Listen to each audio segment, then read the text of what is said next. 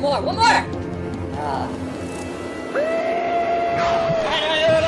my god! Oh my god!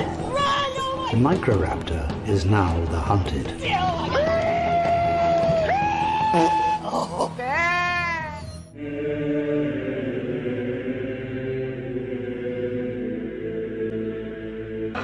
Know you wanna party with a fat bitch. Buy me diamonds, give me name brand chips. Time you spend with me will be time well spent. And if I get unlucky, know I'm leaving it in. I'm a big fat, big butt, big dreams baddie. 2 minutes with me and you'll be calling me daddy. Might not pass the presidential fitness test, but notify your next of kin, I'll put you to rest. Whiny little dudes say, I'm concerned for your health. and think about my backles while they're touching themselves. They comment, I legitimately thought this was John Candy. Then whisper my name as they start to get randy.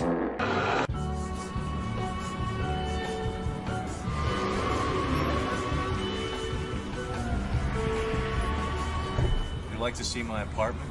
No. I'm not doing that. I'm not doing that. You want to come to my apartment or not? For a fucking $1,000, I'll fucking bend over, get on my knees, and close my eyes and wait till it's over.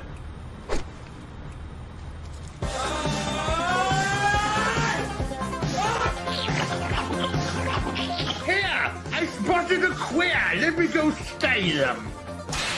Oh, what the Goodness me, this is amazing stuff! I'm learning everything new! Ah! Oh my god. Ah!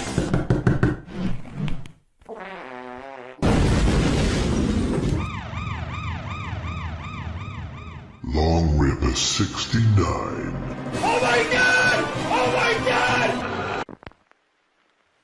Nerdrotic.com.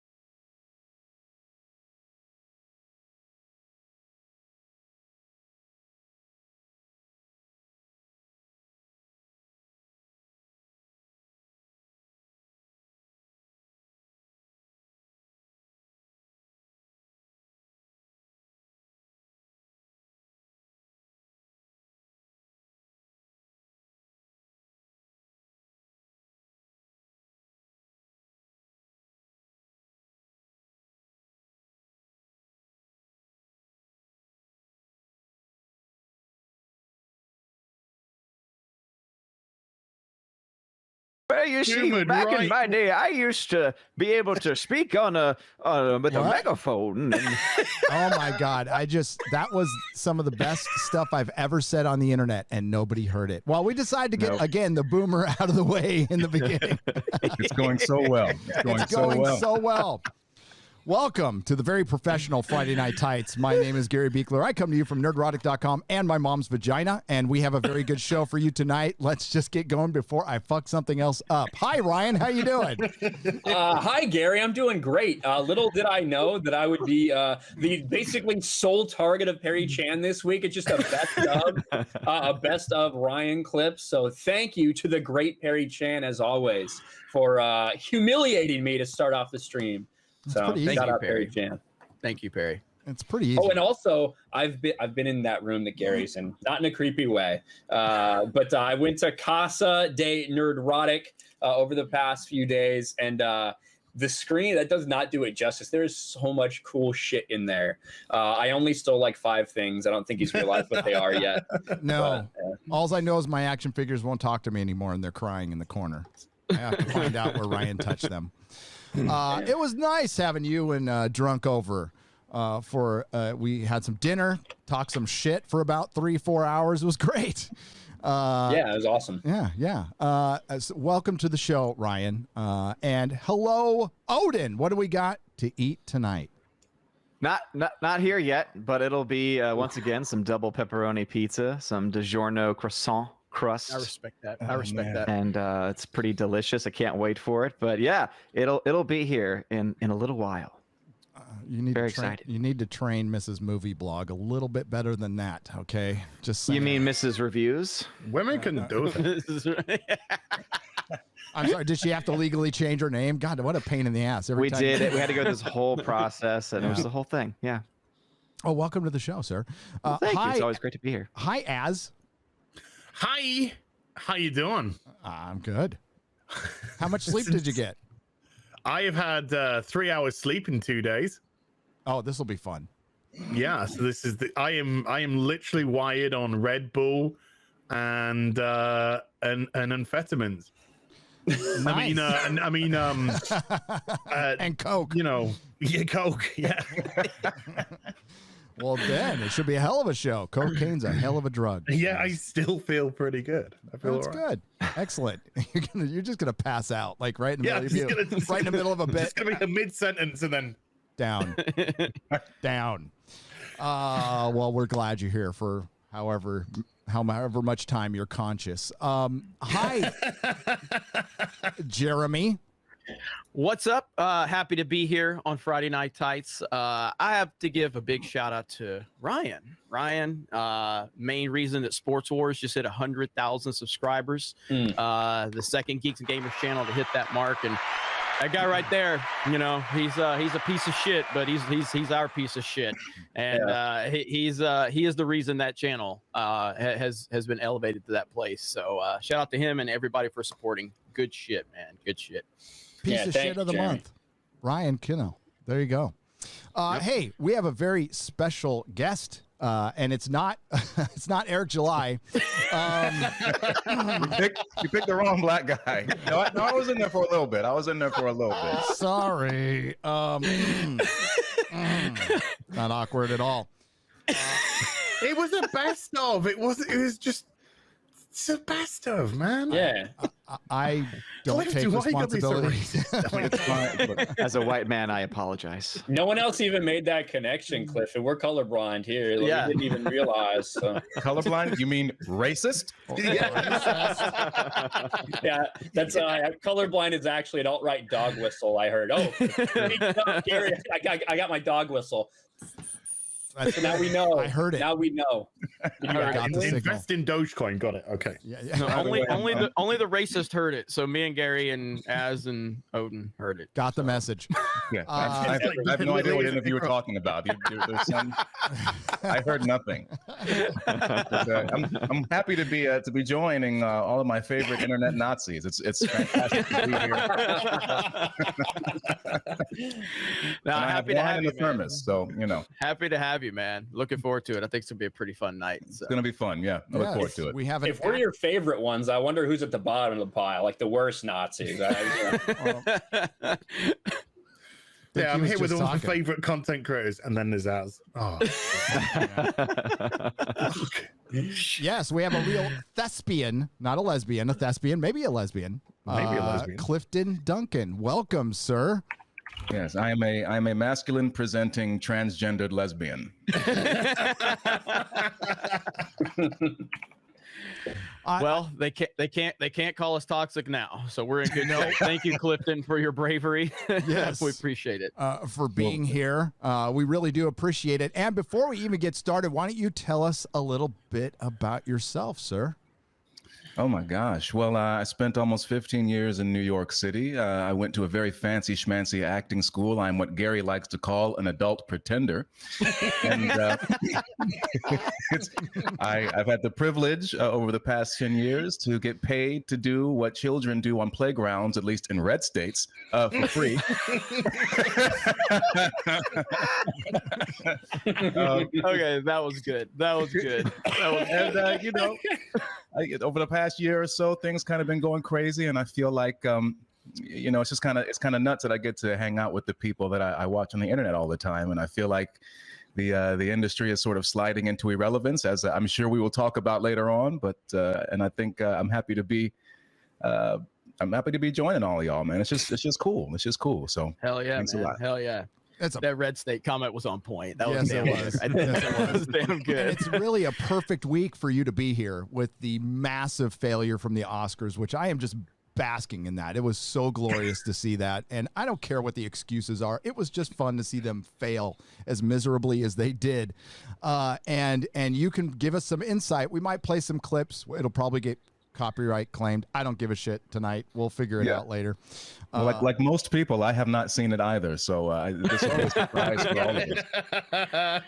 Yeah, it was so bad. I mean, in terms of the ratings, because I have not seen one clip from the Oscars, but I damn sure took an opportunity to roast them over their disastrous ratings. I mean, it's all time bad, and they're turning just not even people that are in the know. They're turning off the normies at this point. Even your pandering is so bad, even the normies are just like, I can't deal with this shit anymore. I mean, that's how bad it is.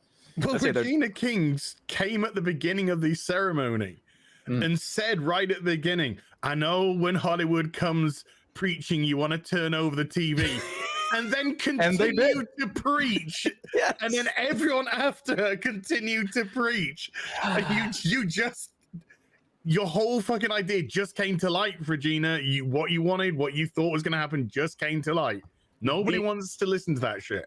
Nope. The entire idea, even leaving alone all the stuff that they're saying, all the stuff they're promoting, the idea of them all coming together, wearing this ridiculous shit, all this money spent, kicking out all the homeless people so they can have their party, not wearing masks, not doing any of these things they're telling all of us to do. We, if you live in California or something like LA, you can't go out and fucking get together and do shit like that.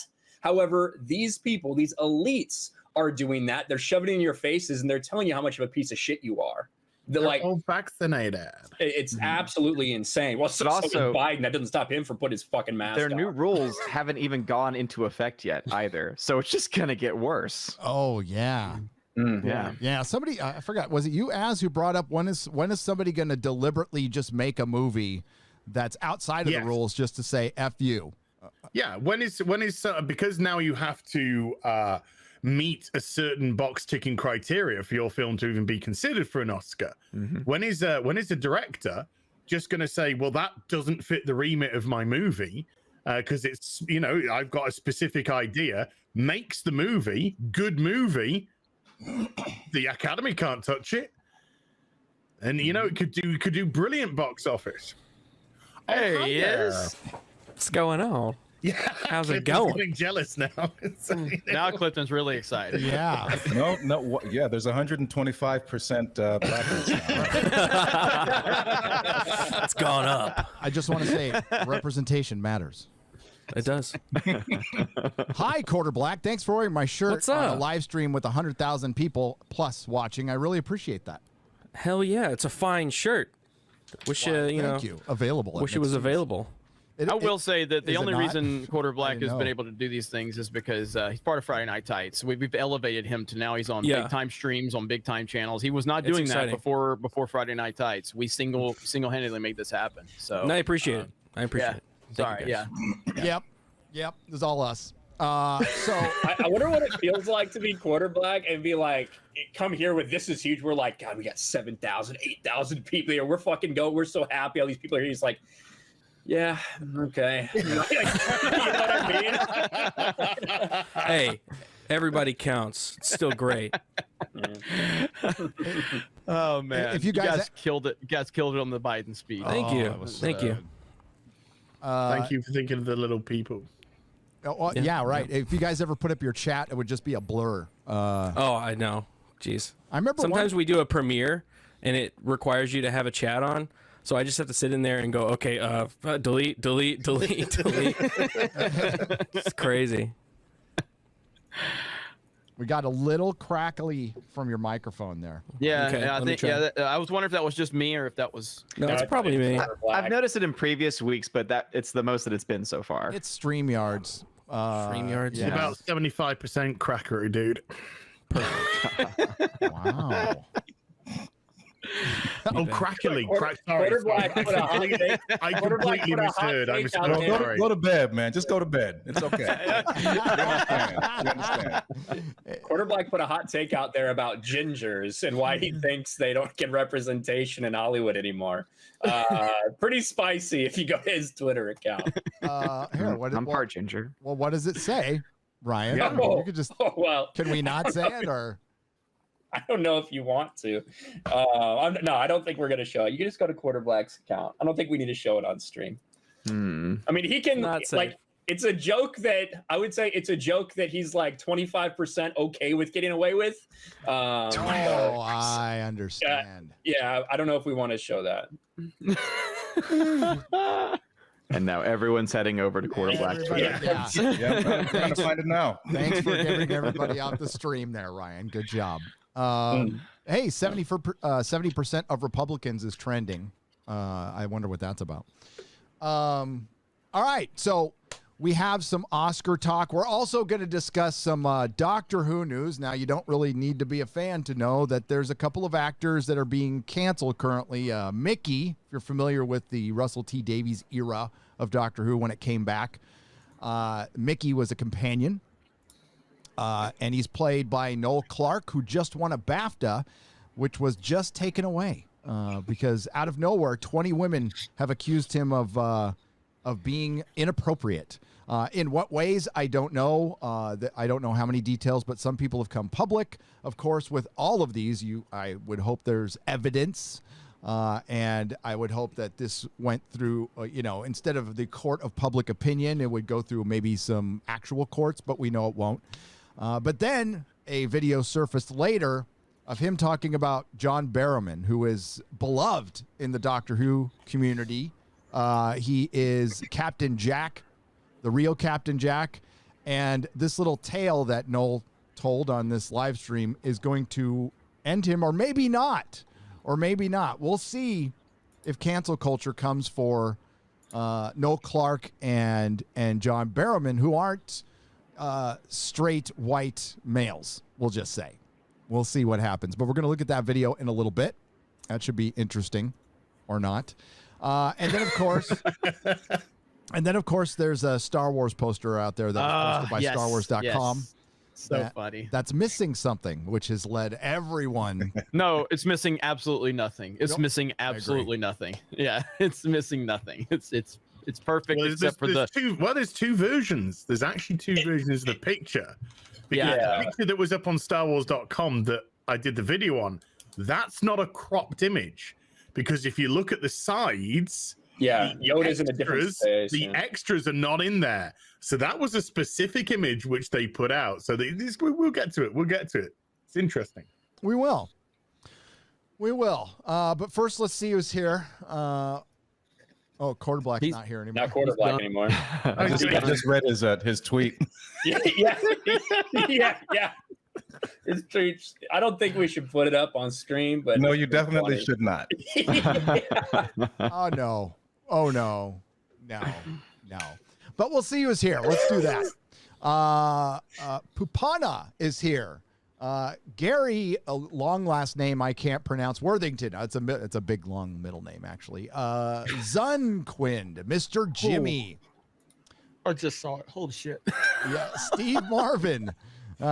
Sinister. Hey, Perry Chan's in the chat, everyone. RJ Oldenburg. Jens Anderson, who's a member. Oh, look at that. We have all of these emojis now. Thanks again, Perry Chan.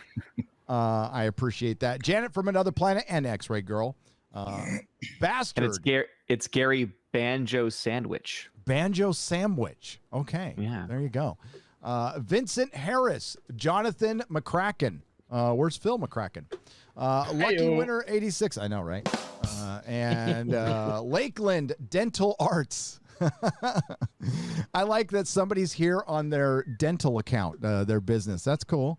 Russ Williams, Pirate Love, Valley of Temples. Marks 47, Cody Guy, Sporking News Podcast. What's up, dude? You kind of slammed me a little bit in the Super Chat Square Up, by the way. But I won't forget that.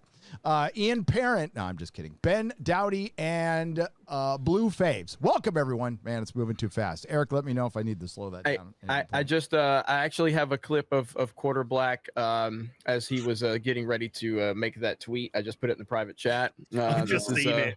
So this is Quarter Black walking up to his computer to make that tweet.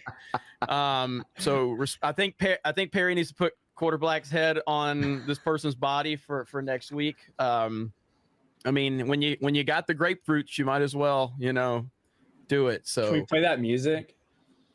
I don't think we can play the music. Wait, what? The music on? No, just make it silent. Yeah, no, just make it silent. Just make it silent. Or do like how they have like the really sad. Actually, don't even. You know what? Don't play it at all. I'll just tell everybody it's a Vince McMahon walk because WWE will take snow. WWE. They will block your video. I forgot about that. Even if it's old clips. Is there a version with like the really sad flute? Like, how sometimes they have sad flute versions of songs? Yeah, but it's the Vince McMahon power walk. Everybody knows the Vinnie Mac walking with the grapefruits. That's Quarter Black, but I forgot. WWE will block a video in a minute. Yeah, they are that absolutely petty. will. Yeah, they do that all the time. Yeah, forgot about that. I'm glad. They have very aggressive AI. Yeah, they hit Sports Wars just for a little clip we played a couple weeks ago. Oh no, blocked our video worldwide. Man, damn bastards. You know who doesn't do that? Dana White. Shout out. That's right. Shout out Dana White. So I don't know. Oh man, I'm already seeing problems with the stream. Clifton, what did you see any of the clips from the Oscars, or did you only just hear about it? Man, so I saw the opening with Miss King, who was talking about, I know you hate when celebrities preach, and I'm thinking to myself, so you know what you're doing, and yet you're going to continue to do it anyway. I also I thoroughly enjoyed the clip of Frances McDormand howling at the moon. I mean, to be fair, there is a line between genius and madness, and there's a lot of folks that they just wouldn't belong anywhere else in any other industry, and they found exactly where they're supposed to be. And I mean that with all due respect, and she's brilliant. She's absolutely brilliant, but it's also one of those things where it's like, oh man, that's, you go girl, do your thing. Outside of that though, no, I can't say that I saw too much of it. I think I was probably playing Smash Brothers or something at the time instead. Good man. Good man. I don't think anybody watched much of it. I do have, Gary, I pulled up a clip together Ben Shapiro reaction of him watching the Oscars. I think it's pretty good. Steph made this. Shout out My Nerdy Home. Let's listen. Thank you, Steph. Glenn Close danced to Booty.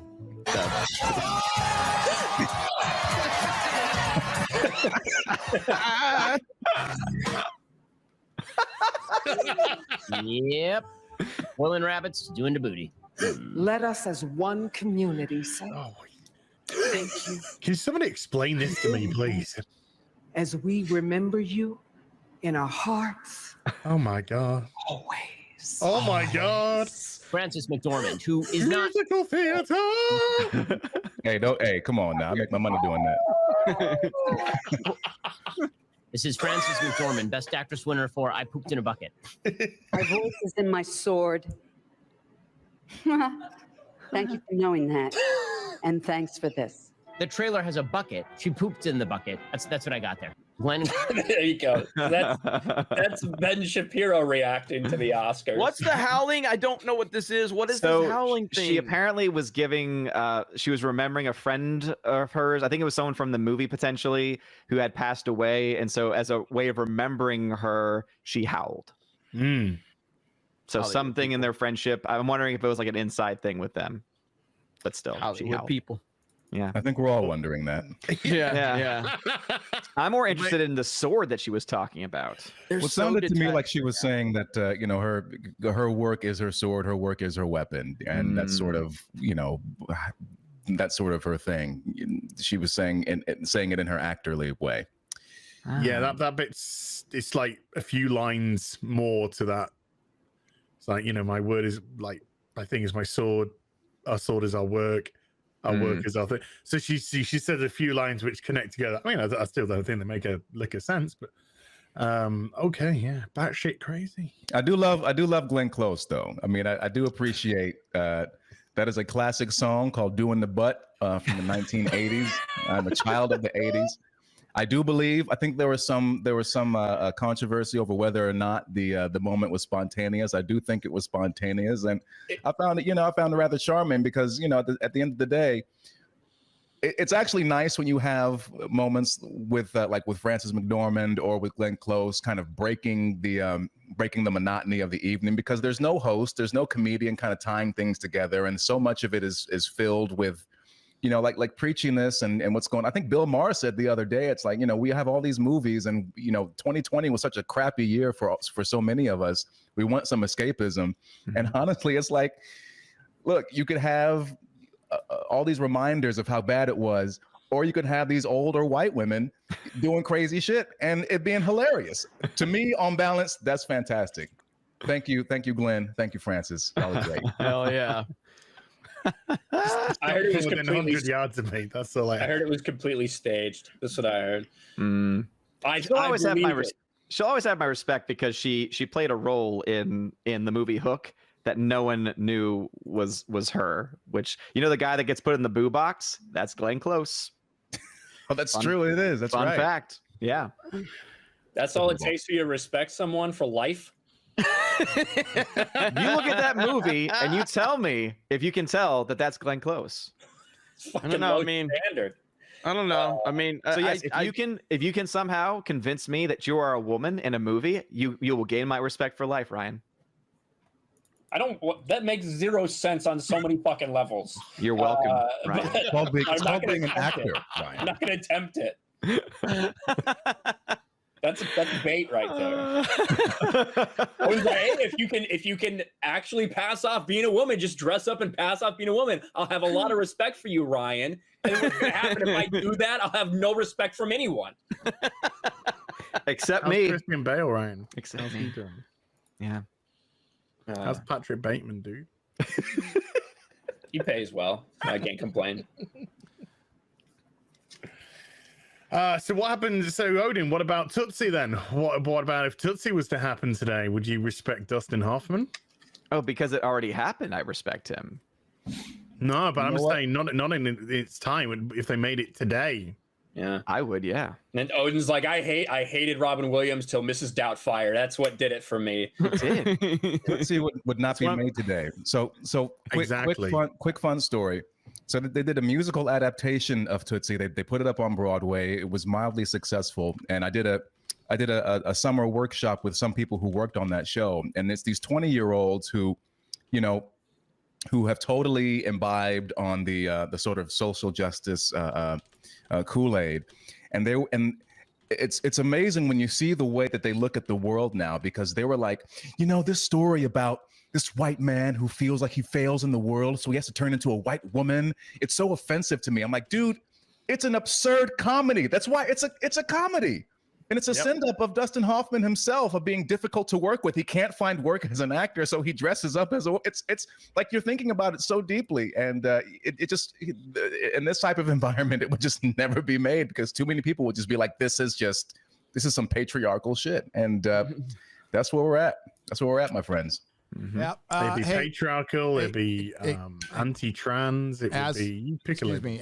We're gonna have to restart the show, folks. We're dropping frames like crazy, and we're getting fucking ads in the middle of our show, and I don't know what the hell's going on. So, we'll be back in 15 minutes. We gotta restart the router, and hopefully it fixes. I have shit fucking internet here, and so I apologize to my guests. I apologize to the fans. Cox Cable, you fucking suck shit.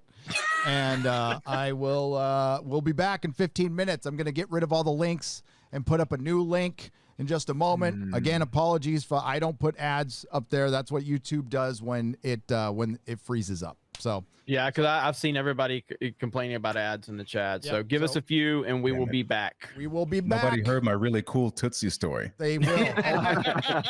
I will combine this when it does get uploaded. What we just recorded will be combined with the other one. So if you missed it, I'm sorry about that. And see you all in a few minutes, and we'll get to the super chats. Don't worry, those are all still there. Catch you 15 minutes. 3 days later. I think I'll be all right. 1. And we're Clifton made it. We're back. What? Hey, Hey! Yeah! I have no idea what happened. Yeah. Brought to you by Cox Communications. Cocksucker Communications. Hi, audience. I'm sorry. I will actually apologize for a giant corporation that can't manage to get my internet straight. Can't wait to fucking move. Hey, so where were we? We want to reintroduce everybody again. We probably should reintroduce our guest. Yes. We have an actual very patient thespian and actor who sat through this delay that we just had. So again, playing Smash Bros. He chose to play Smash Bros. Playing Smash Bros. So, Man. It's all good. Smashing. Got a buzz on too a little bit. Yeah. Right? So there you go. Clifton Duncan, welcome, sir. Again. Oh, right on. What's going on, y'all? Well, we run a tight ship here. Very professional. We're highly organized, according to Rewriting Ripley. Going so well. Highly organized.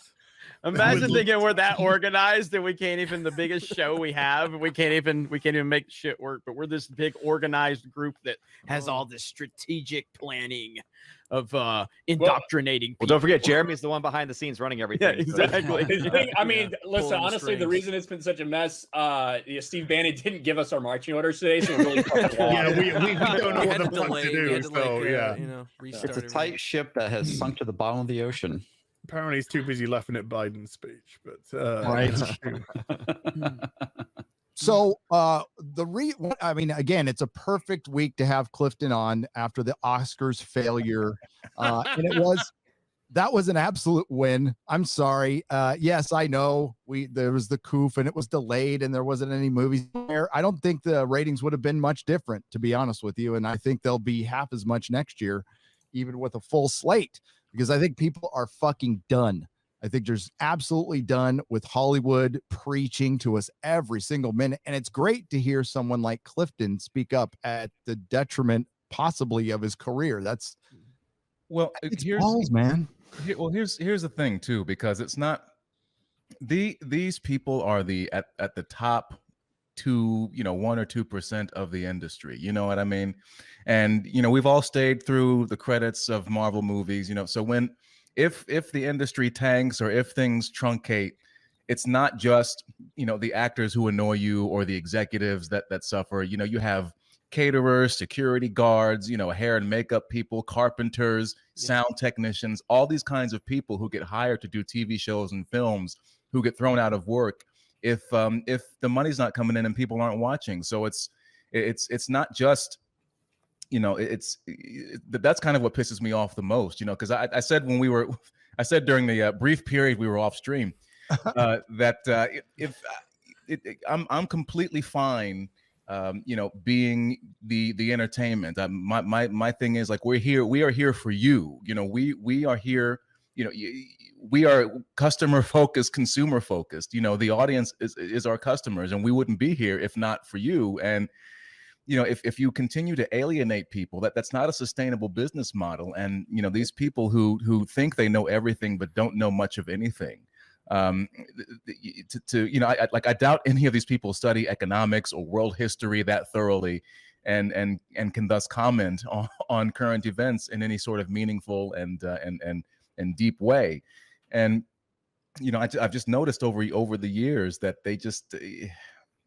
It just kind of pisses me off, and because I mean, it's and on top of all that, it's like there's a pervasive thing, and it's not just with I guess you would call it like leftist or social justice thought, that there is this continued tendency to want to condescend to the audience.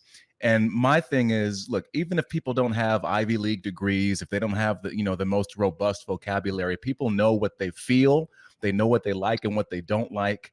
And even if they can't articulate it, they know.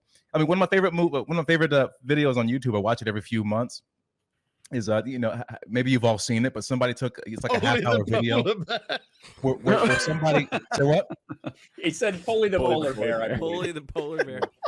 Well, Polly the polar bear is my second favorite video. This one is have that bookmarked.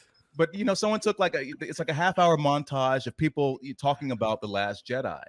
And there's what you notice is that there's no uniformity throughout this montage of race, of gender. There's even a few non-binary people in there. Ben Shapiro's in there at one point. But they're talking about all the things they didn't like about The Last Jedi. And what you begin to notice is the quote unquote average person, they're picking up on all these plot points that don't work. They're picking up on all these story points and character interactions that don't work. And you can't ignore that. And you have this great tool like YouTube, you have the internet where people are giving you feedback and telling you what's not working for them. But if you call them Nazis, they're not going to show up. It just doesn't work. And it's amazing to me how they keep doing that. So there's my cancellation speech. It's been nice knowing you all. I'm gonna go back to the next match. I'd like to thank the Academy. You're spot on, man. You're absolutely spot on. Yeah. Mm-hmm. But we see comment sections being turned off. Comment sections, sure, the comment sections can get rowdy, comment sections can get a little bit out of hand, but the general message of the comment section is how people are feeling. They might go overboard or they might get slightly exaggerated, but that tends to give you the trend of what's going on. So when a movie company, when something like Disney on a Marvel or a comic or something like that turns off their comment section, you are actively saying to your audience, we don't care what you have to say. Yep. This is what you're getting, and you're going to like it, and you're going to be lumped with it. And your audience is saying, no, this is not what we want. And you're just going, la, la, la, la, la, la, la. They turn those off, but they turn the Twitter on. They listen to Twitter. And it's not, I look at Twitter. I'm on Twitter, obviously. I mean, these people are crazy, but that's who they're listening to. But then, and it's funny because, I was in New York, but now I'm in Atlanta, and it's so refreshing because when you talk to normal people, they have lives to lead. They have other stuff going on. They have kids to take care of. They have jobs to worry about. They have mortgages to pay. They have medical bills to cover.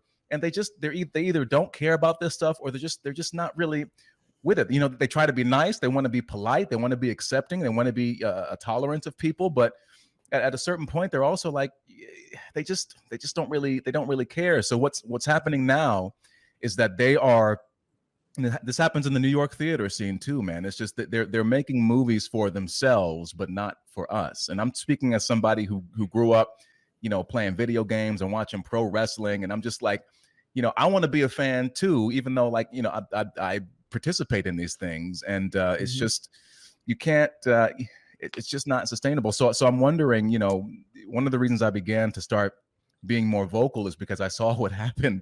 I'm seeing what's happening with the comic book industry.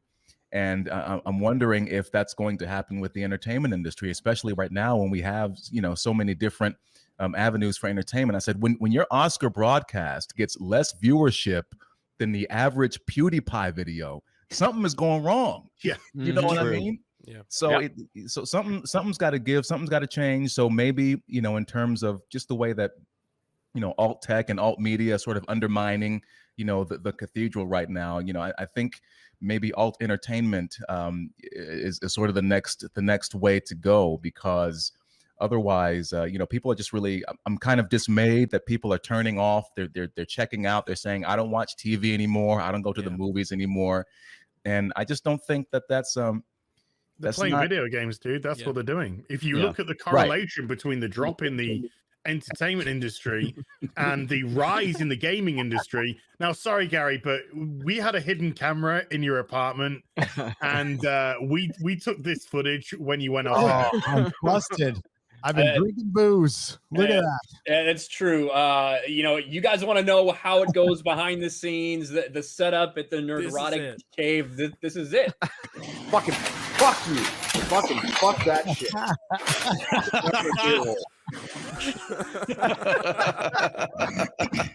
Pretty toxic. That's what happens to the last computer. Yeah, exactly. I do think we have to take a moment and talk about how brave it is for Clifton. He said he just went to Atlanta. You're not allowed to vote there. I don't know if you've heard. So it's really brave. I heard that you don't know how to use the you computer came out there and get ID. So yeah. I know. I crossed the state line, and they were like, "No, nigga, you ain't voting. Not today." I can't watch baseball.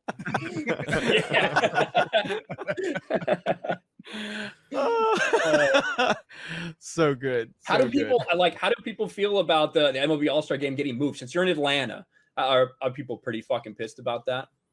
I mean, obviously I can't speak for everybody, but I do know.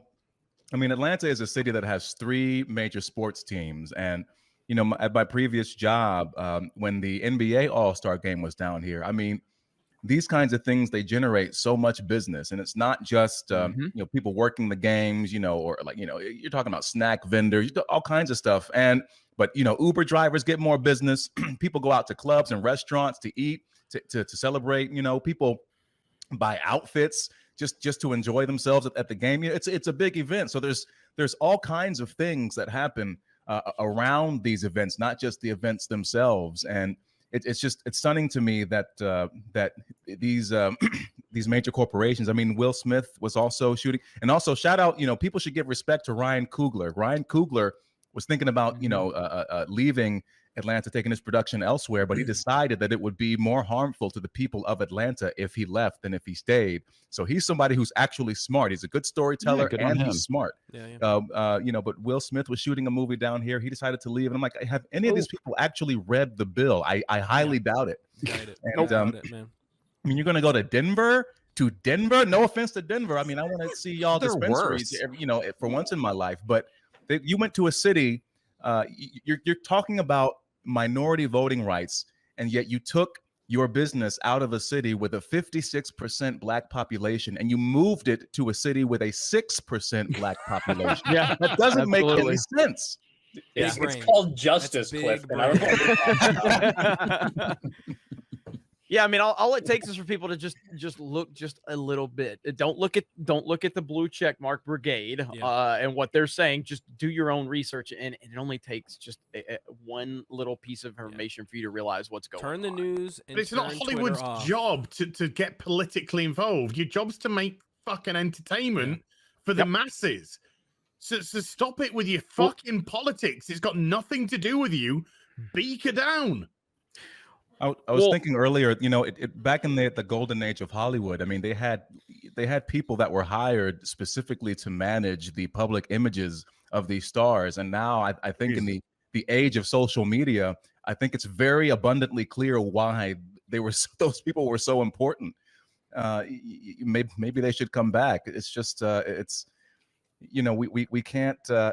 We're here to serve you. My job is to be, as Gary says again, an adult pretender. And you shut. I mean, I said this when we were off stream. You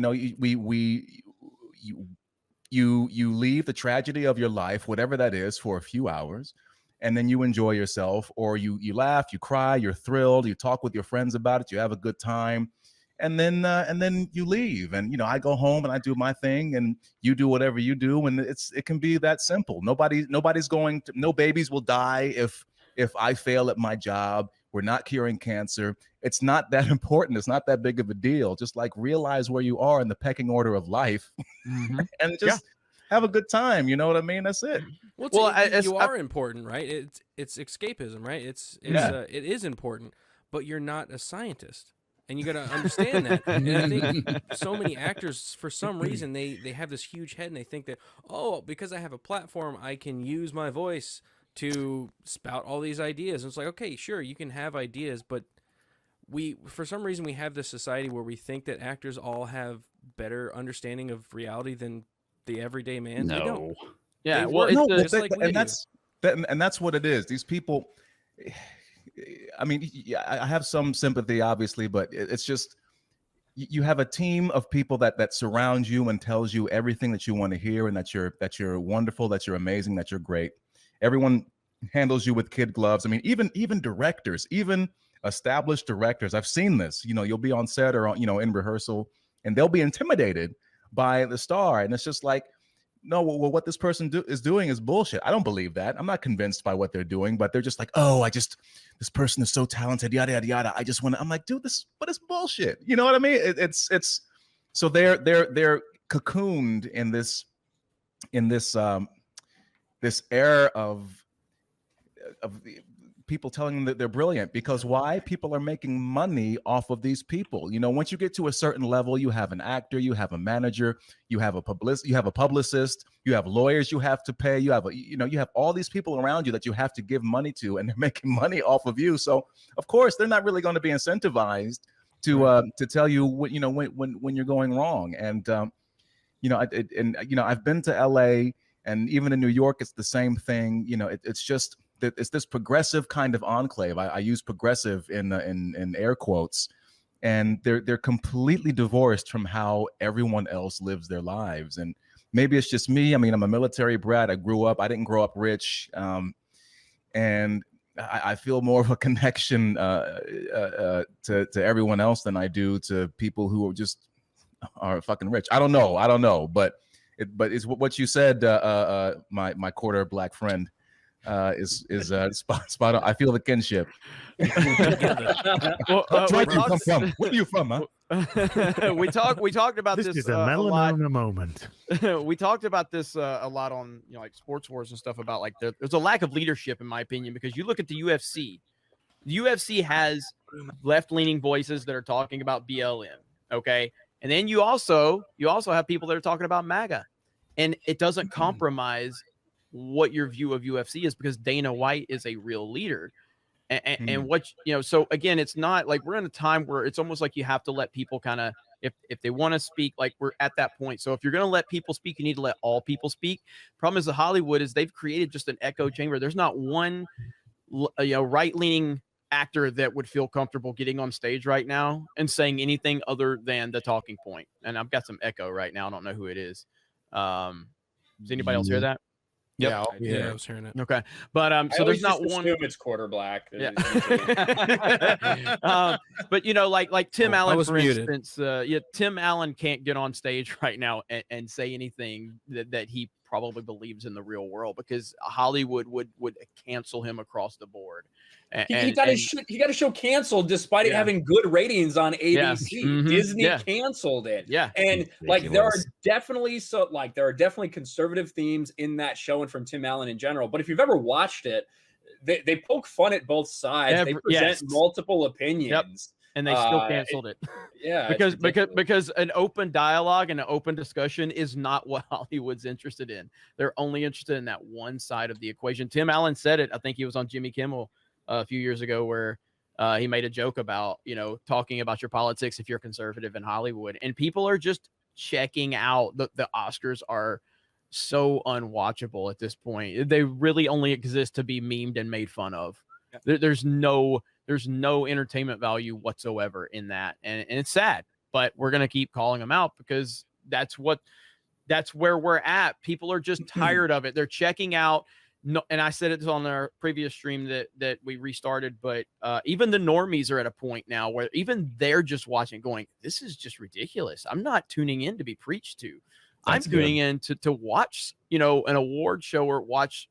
I don't have a problem with any entertainer that has a different political opinion than me. I don't have a problem with anybody who has a different political opinion than me. I have a problem when you take the job that you have, that you've elevated to, and then you suddenly start pushing politics, and then you try to say that you don't want, someone that is different from you to watch it. That's the problem. So if you're an actor, do your job, shut up, do your job. If you're a football player, basketball, shut up, do your job. And then when you're not on camera or making a movie or at a sporting event, go do whatever you want in the real world and for whatever cause you want to, go after. No, I don't think anybody really has a problem with that. It's the fact that they're pushing it into the entertainment, and they're telling you that if you don't believe like us, then you can't enjoy this and you're toxic. That's what we're tired of. Well, I think on top of that, is that it's not that you can't have a political point of view or any kind of point of view in whatever story you want to tell. It's just that I think that the activism has superseded the story craft. You know what I mean? It's like it's so you're no longer dealing with relatable characters. You're dealing with symbols. You're no longer dealing with a story that's surrounding an overarching theme that questions something about who we are as people, or who or how we behave in terms of a larger society or whatever. It's about a message, and it's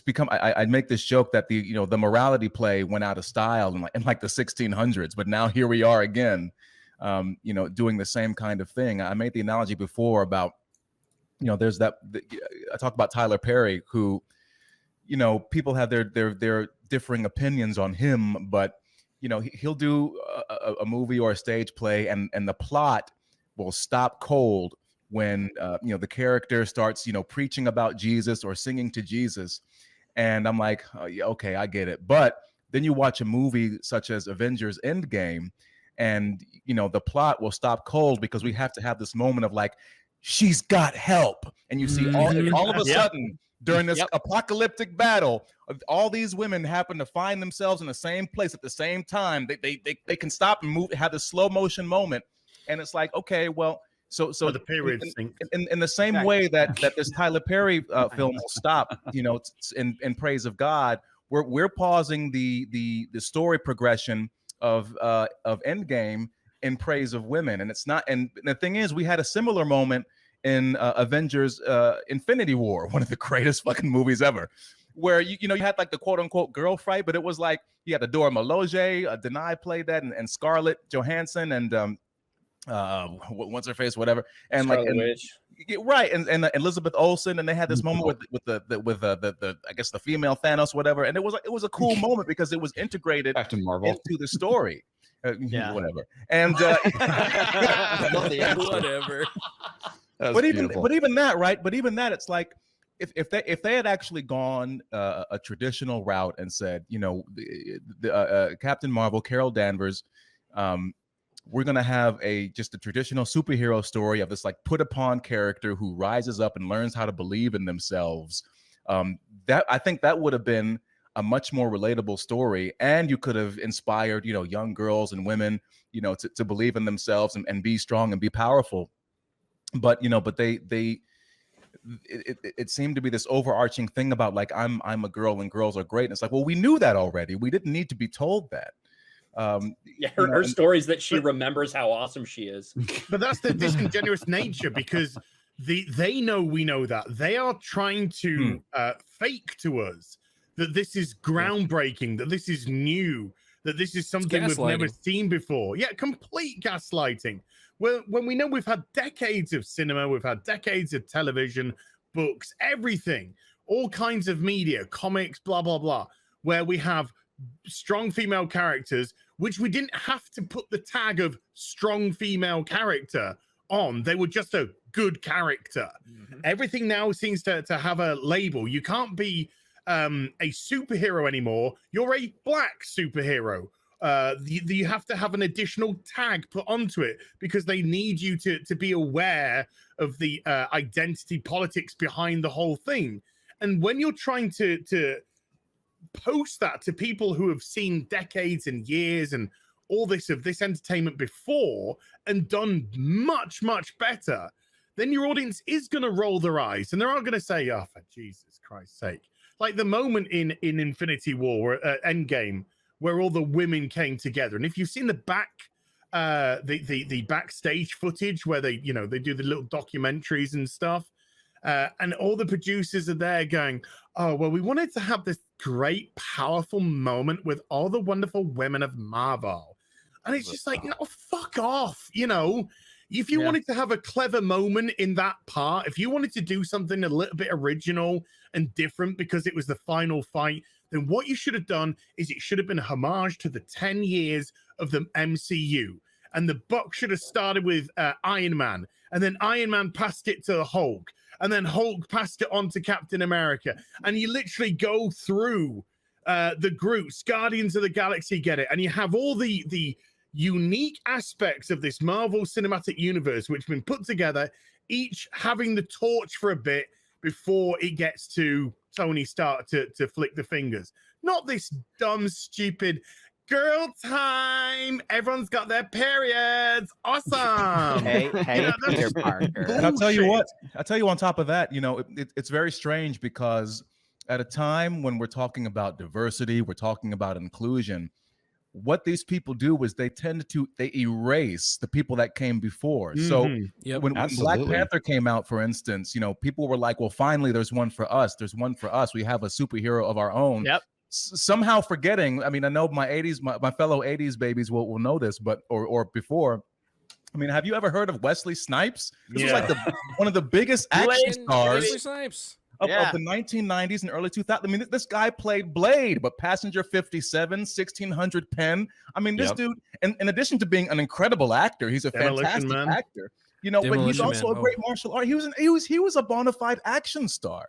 Yeah, we're erasing him. We're erasing him and his memory in services. Or even when Captain Marvel came out, we had to pretend that Gal Gadot hadn't just smashed it in Wonder Woman 2 years before that. Yeah, it's very strange, and we're supposed to ignore this. It's like it's just, and we're not stupid. Or just the other day, this guy tweeted, and he deleted it, of course, naturally.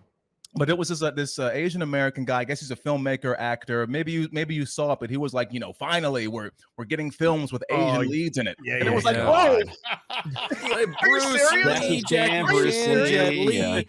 Like, come on. They just don't how watch disrespectful movies. is that? I mean, Jackie Chan has like demolished his body. You know, Yes. if Jackie Chan, I see him as a physical comedian on par with people like Buster Keaton and Charlie Chaplin. This dude is brilliant. Erase him? Are you fucking kidding me? What's wrong with you? And he's still doing it. He almost died in his most recent film. His most recent film, Vanguard. He almost died. He almost drowned in that movie. He so he is still doing every it. film he does, Odin. No, seriously, but All the time. still, like at his age, he is still doing it. And he loves his craft, and you can see that. And Jackie Chan, and the guy is a fucking god. But whenever they fucking talk to the guy, he just talks about how much he loves it, how much he loves to entertain people, how he loves to do these set pieces and try and come up with something different, something new. So people go to his movie and go like, oh, I've never seen Jackie Chan do that before. And that's why he destroys his body, because he's always trying to give us that little thing we haven't seen Jackie Chan do before. Well, I haven't seen it because Shang-Chi's coming out, and it's the first time I ever saw an Asian person in the lead. Well, then that's the thing. As you're talking about how Jackie Chan and what he talks about, and that's the problem. If he was victimizing himself right now, he would be. They would be like, That's true. Jackie Chan, Jackie Chan, Jackie Chan. Because as I've said, if you're a non-white dude, if you're not victimizing yourself, they just pretend you don't exist. They don't acknowledge you. Just like when masterpieces like Hard Boiled and shit like that, which is just like and they don't mention it. Tiger, Hidden Dragon, House of Flying Daggers, Hero. You got these these are monumental films when they came out. Monumental. Well, I mean, you remember, I remember, obviously, most people here are old enough to remember when Blade came out. And when Blade came out, Blade was marketed and talked about as a cool ass movie, not the first black or this or that, or it was just, this is a cool movie. Wesley Snipes was a legit badass action star. Like, I don't think people understand that. Like, you know, like Clifton was saying, he was on point. Like Passenger 57. Oh my God, man. He has to slow down because he was too fast. We're overlooking like the true like heroic nature of Wesley Snipes. Dude didn't even pay his taxes. That's fucking badass.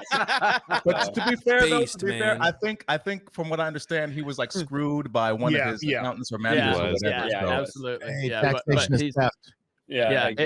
It's really, that's the worst part of this, is that like in 20 years from now, if we're and again, I don't hate Black Panther. I actually liked it. It was fine. But if in 20 years from now, if we're talking about Black Panther and Blade is something that doesn't get discussed at all, that is a fucking tragedy. And that's what's happening right now. Like, they're going to point to Black Panther and pretend that was the moment where black people were in a movie for the first time.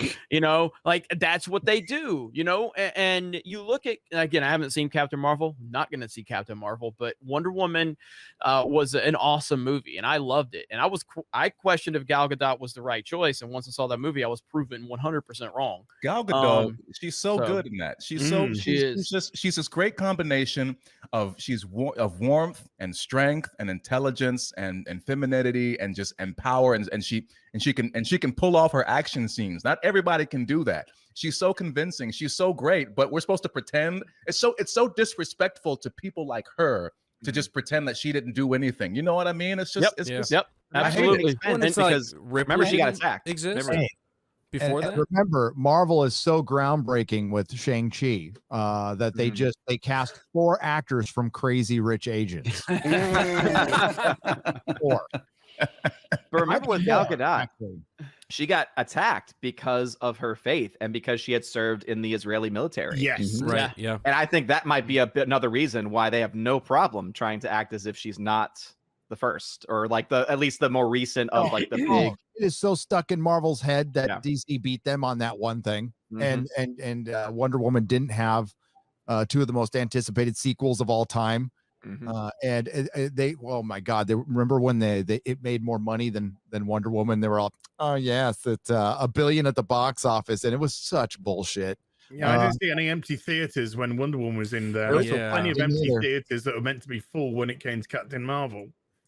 Sure, that was just clerical. Oh, my theater was pretty empty. I want to say there was like 15 people in it when I saw Captain Marvel. Imagine these losers on Twitter who get offended over pronouns in bio. Imagine them watching movies like Menace to Society or fucking Boys in the Hood. These are the Democratic people that they were trying to cancel all of the gangster rappers back in the day. Dolores Tucker, trying to cancel Tupac. These are the same fucking people that are trying to tell you how much they're for, black voices mattering. All these fucking people are hypocrites. And we live in a world. I want to show these people that get offended over fucking pronouns in bio. I want to show them some of those, 80s and 90s movies. And let's see how they feel about some of the, like, listen to gangster rap and shit. And let's see, are you still offended over pronouns in bio? Shut the fuck up. It's unbelievable.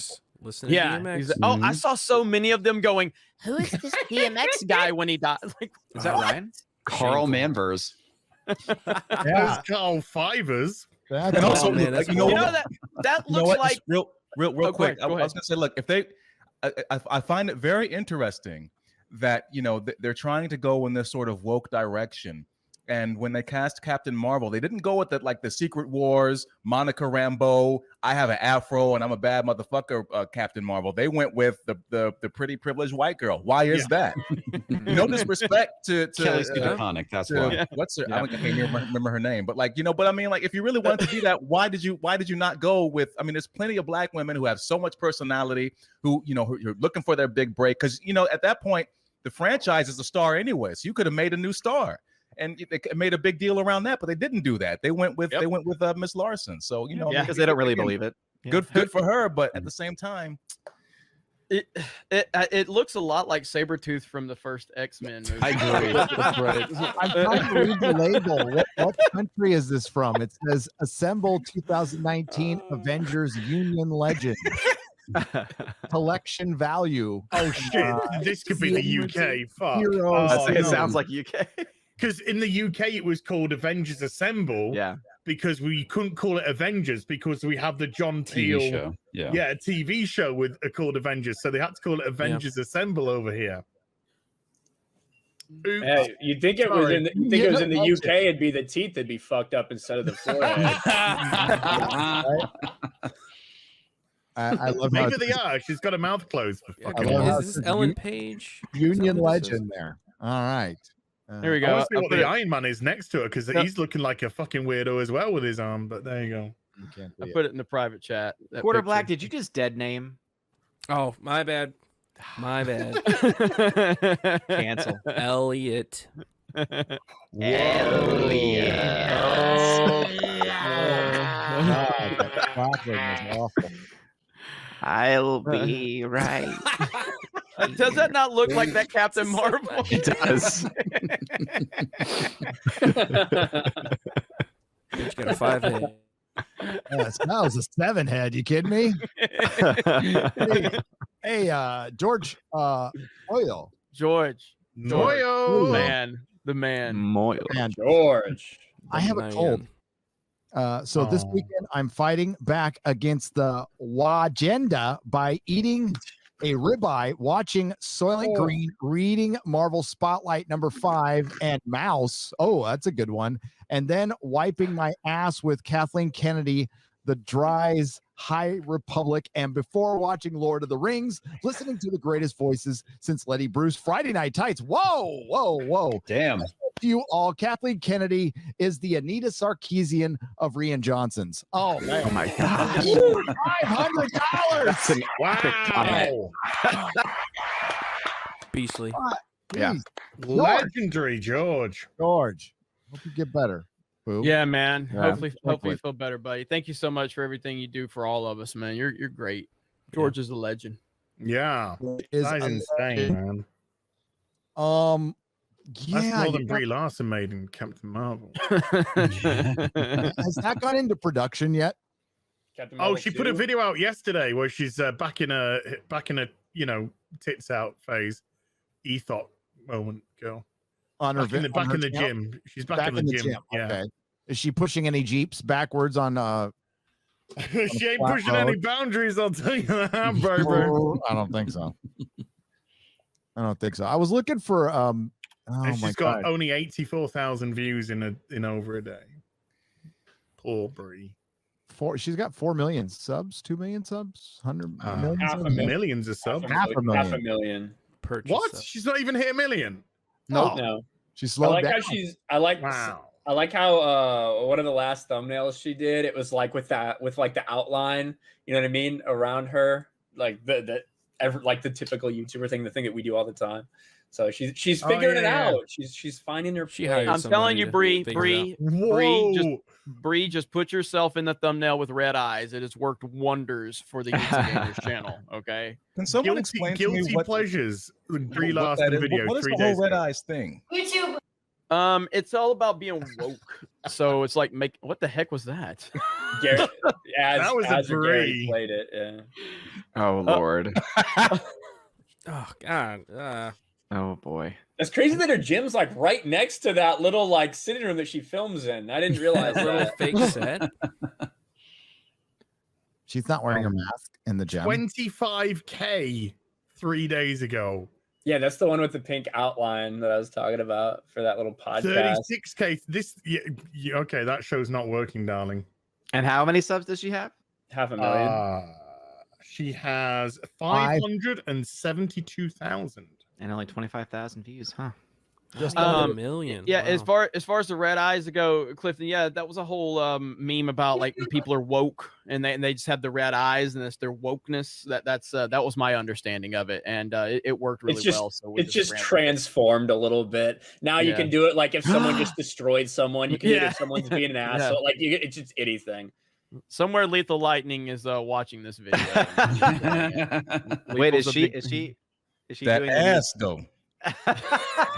Well, go back to when she's arching. It don't look like much there. She's like pushing it up. With look at how yoked up she is for her role. Do that one right there. Yeah, there's that ass. Yeah. Look at those 4-inch pythons. I can't believe that Bree, guys, come on. That's the new workout standard to be a firefighter. Like that's all they have to do now. Yeah. Downward facing dog. I better make sure. I wonder how many dudes just take screenshots of this and zoom in on her feet and fucking jerk it to this shit. I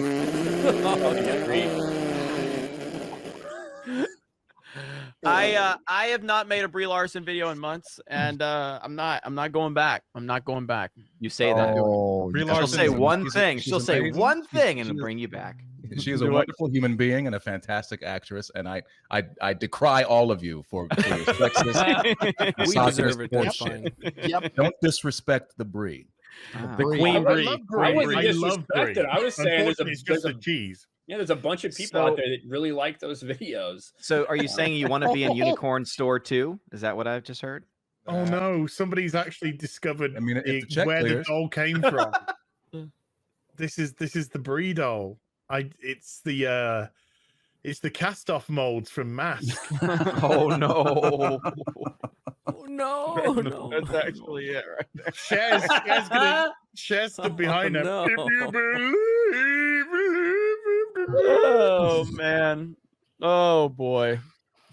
that's Brie. That is Captain Marvel. That's rough, bro. At least the UK version of Captain Marvel.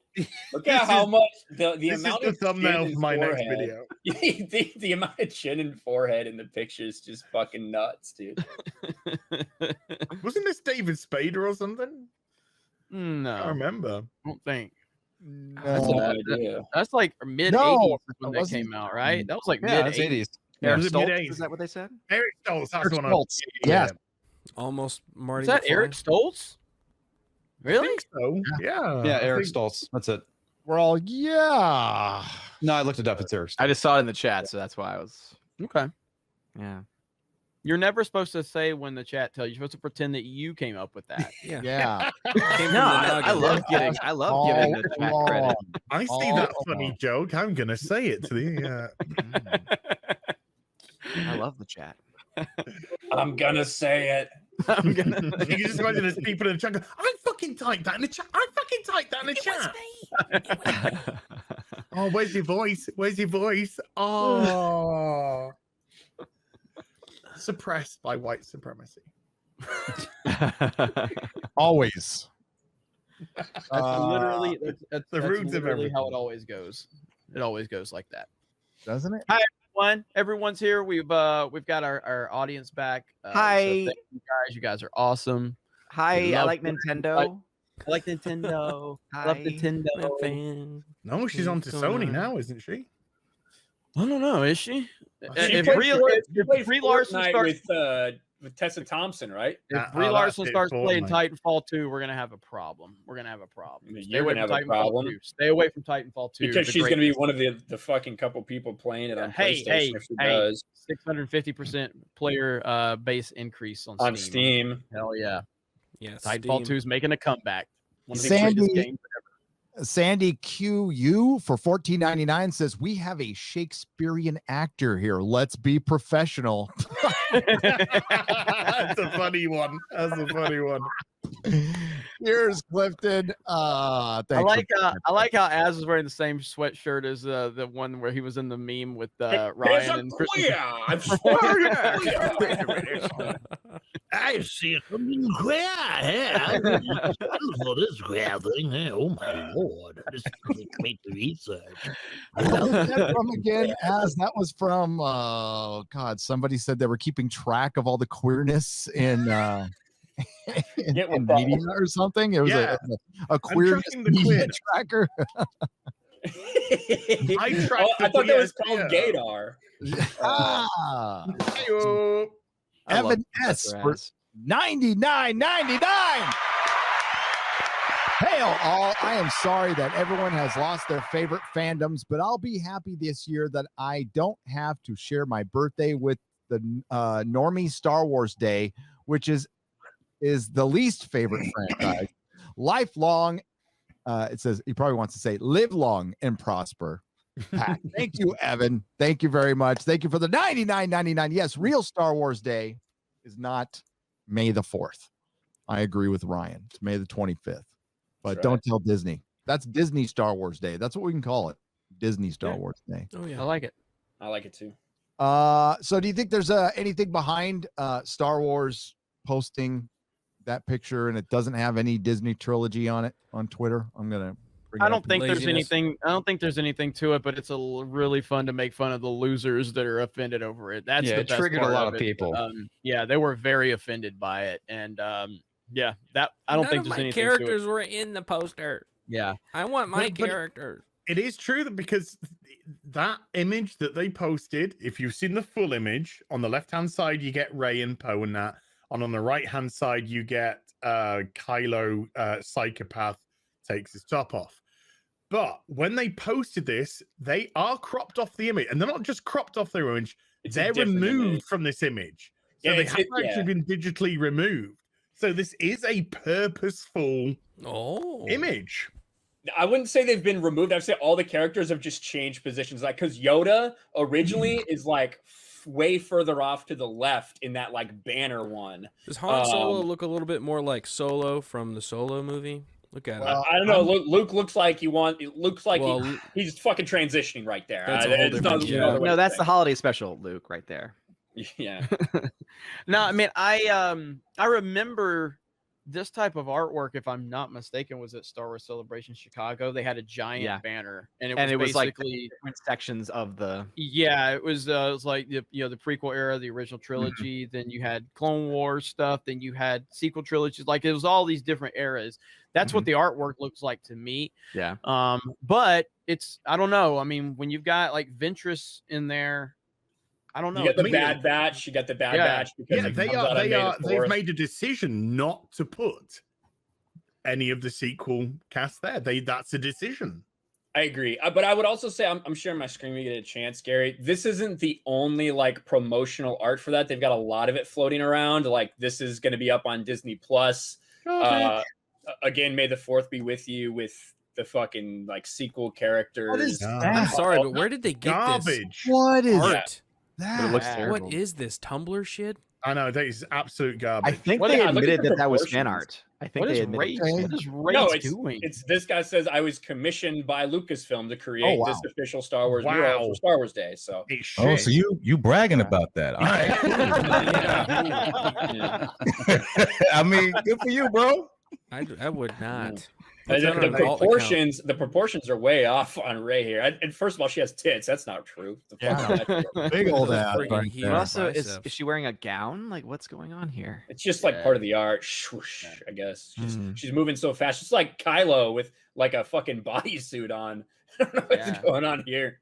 What the fuck is this? Is the hand is like here, but the lightsaber hilt should be the here. hilt. Like what? Are you dropping it or something? Well, that'd be pretty normal. You just have Grievous and Maul out with like transparent PNGs that he dropped in there. It's not great. But like, hey, put what I'm Darth saying Maul in is there. there's multiple different fucking iterations of this shit going out there. Paid somebody. Hey, if you got your money, buddy, good for you. Yeah. But it was funny to see everybody freak the fuck out. It was funny to see all the people who have been laughing because you're done. Star Wars isn't for you anymore. Get out of here. It was fun to see all those people spurg out when their characters get ignored, when their characters get disrespected. Yeah. You know, All of a sudden it's really okay funny to when the shoe's on the other spurg. foot. Yeah. Yep. So, Clifton, you're in the industry. For now. For now. For one more night.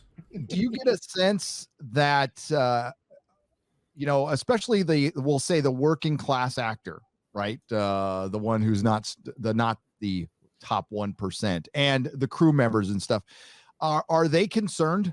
There's a lot of things to be concerned about, but it seems to me that a lot of people aren't concerned with the division in this country and how much audience they have lost. I think the Oscars it's just the latest award show that had horrible ratings, and it's because of the coof, and there's a lot of other factors too. But are you getting any sense of concern, or is it just full steam ahead on the politics? It's hard to say because I have people that reach out to me privately, and and they agree with with people like me and with us, but they're just afraid to say anything. But at the same time, I have relationships.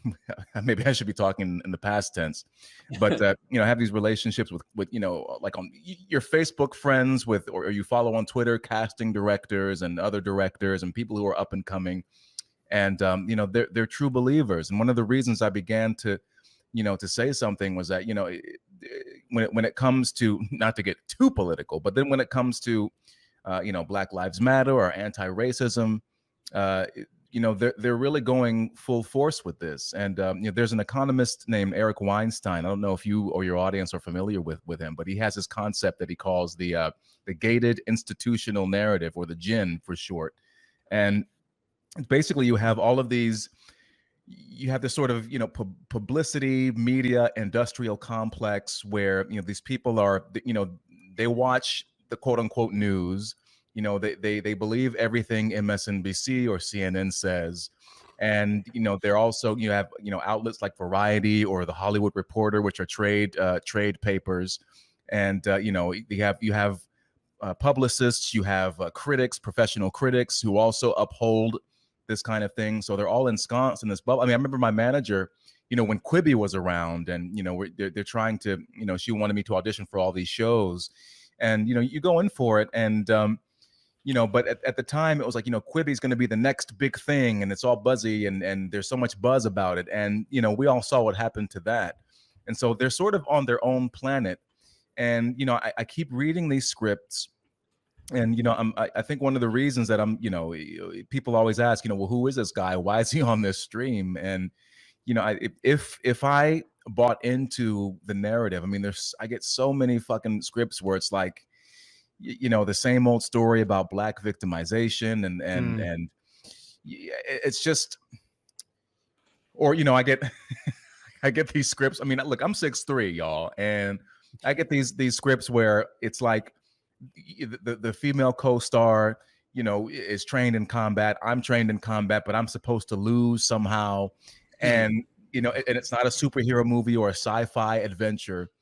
And, it doesn't seem to be, from my sense, abating from the scripts that I've been getting and what I've been reading. And just from what I read from, just colleagues in the industry who are they're true believers in this stuff. So that's why, I mean, I really feel like, to be honest with you, I've been thinking about this the last week or so. Like I called my manager last week. We had a talk. I said, I don't feel, ironically, at a time when diversity and inclusion are these big issues in the industry, I don't feel like I belong anymore. And even, I know nobody cares about theater, but even myself, I mean, I have this great pedigree and I've, succeeded in all these genres from Shakespeare to musical comedy to, I mean, I made my Broadway debut doing a British comedy. I never got any pats on the back. I never was appreciated for being some sort of groundbreaking performer. And I never asked for any. I just act, and that's what I do. So like I said before, they erase these people and they sort of ignore what's inconvenient to their vision or their ideology, but they go full steam ahead on this stuff. So, Gary, I don't, it's really tough to say. I don't know what it's going to take for people to just wake up and say, I mean, even Bill Maher recently said, like, look, the 2020 was a horrible year for a lot of people. And all we wanted was a bit of escapism, and you couldn't even provide us that. So, it's really tough to say because people are true believers. I mean, they really think that we just spent 4 years in a fascist dictatorship and that we somehow voted our way out of, by the way. Yeah. Because we all know dictators, they respond to votes. And, but they believe it. They believe it and they believe in it. And they also, I mean, I had an ex-girlfriend who was like, and then when you talk about the online realm, which, I've watched for a few years now. I mean, I watch, most of you guys, and I'm like, it seems to me like it would be a good idea to break into where this is, because now we live in an era where you can have a connection with your audience that you couldn't have before. But people look down on this. I had an ex-girlfriend say, well, I don't want to get famous like that. Meanwhile, at the same time, they complain. I have friends who are like, well, I lost out on this part because they cast some girl who has 2 million Twitter followers. Well, that could be you. You have talent, you have charisma, you have training. That could be you. Yeah. You could cultivate that following. But there's just this idea that whatever happens in this particular space is not valid. And I feel like it's this old paradigm that's dying. I feel like the era of the movie star has been over for a while. I feel like what fame means, what it used to mean, is dead. Because here's the thing, you could be a movie star, sure. You could also be a reasonably attractive young woman, put on some tights and do some squats and put a camera up your ass. You can get 1 million followers on Instagram overnight. So, it doesn't mean anything to be famous anymore. So how are you going to adapt to that? It's not the same as it once was. And, but they just kind of seem to be stuck in this in this on this train that's just going this one direction. They don't seem to be paying attention to anything outside of it or any of the surroundings. You're headed off a cliff. It's really tough to say. I don't know. I don't know, man. I don't know. I think some would have taken 2016 and what happened and how vocal people were and realized, oh wow, maybe we're like completely out of touch with everything. Maybe we really need to look forward and start changing the way we operate and the way we interact. And then they were like, no, let's just double down and fucking destroy Hollywood. Bro, let me tell you, I've never seen that. Trump's election broke so many people. I have never seen so many adults. I mean, I was actually doing a show in Connecticut, around the election, and it was funny because we went to, basically the person who ran the theater I was working at. We went to his, really nice house, to have a little shindig and opening, and all these adults were just sulking. They're moping around. They're like, I don't know what's going to happen for the future. I don't know. I'm the only asshole there who was like, I think we'll be okay. but even then, I couldn't even go to an audition. I'm at CBS trying to, audition for a series regular, and it's like, I don't know what's going on today. And I'm just like, can I please just read this scene? I don't want to have to try to tap dance and talk about all what's going on in the world today. I'm here to do a job and try to book this so I can pay off my student fucking loans. Can I please do that? Or you do a show where every 10 minutes they stop the rehearsal to say, like, did you see what Trump just said? No, I don't give a fuck, nigga. I'm trying to rehearse this. Trying to do work. I'm trying to work. This is my job. This is what I'm here to do. We're doing this ridiculous play for the audience. I really don't care right now. We can talk about it at the bar afterward. That's fine. But like right now, it's so again, I guess go back to Gary's question. It's just, I don't know how it's going to change or when it's going to change. I mean, maybe the Oscars is going to be a turning point for people, but these people are ideologically possessed, and they think that they are crusaders for truth, justice, and light. And I don't know what it's going to take for them. Maybe Scientology in a different package. It's you need to believe this, and if you don't believe this, you get ousted. You're a troublemaker. Don't ever talk to them. It's the same kind of thing. What it's going to take it's honestly going to take more people like Clifton. Like, look, he's just out here and he's just having common sense, and like the Gina Carano thing and how her episode with Bear Grylls was reinstated, all because of fans speaking up. And it's mainly because so many fans are rallying around someone like her who has such a big platform, and she's not backing down at all. And there is a lot of people, I believe, in the Hollywood industry that are, similar to, Clifton or Gina or Tim Allen. And it doesn't necessarily mean that their politics are this. It just means that they have common sense and they don't have a severe case of TDS. That's essentially what it comes down to. You cannot have TDS and still not like Trump. That's fine. It's about these people that just cry about Trump constantly, and now that Trump's not on social media, then then cry about DeSantis or cry like these people are insane, and that's what it comes down to. It's not about supporting conservatives or Republicans or Trump. It's about not being an insane left-wing nut job, and I think there's a lot of those people out there. Not thinking all of your opponents are white supremacists or Yahtzees. And by the way, I'm sorry about your friend, but yeah, you don't want to get famous like this. This place is terrible. We have no respect. Just stay off of YouTube. It's fine.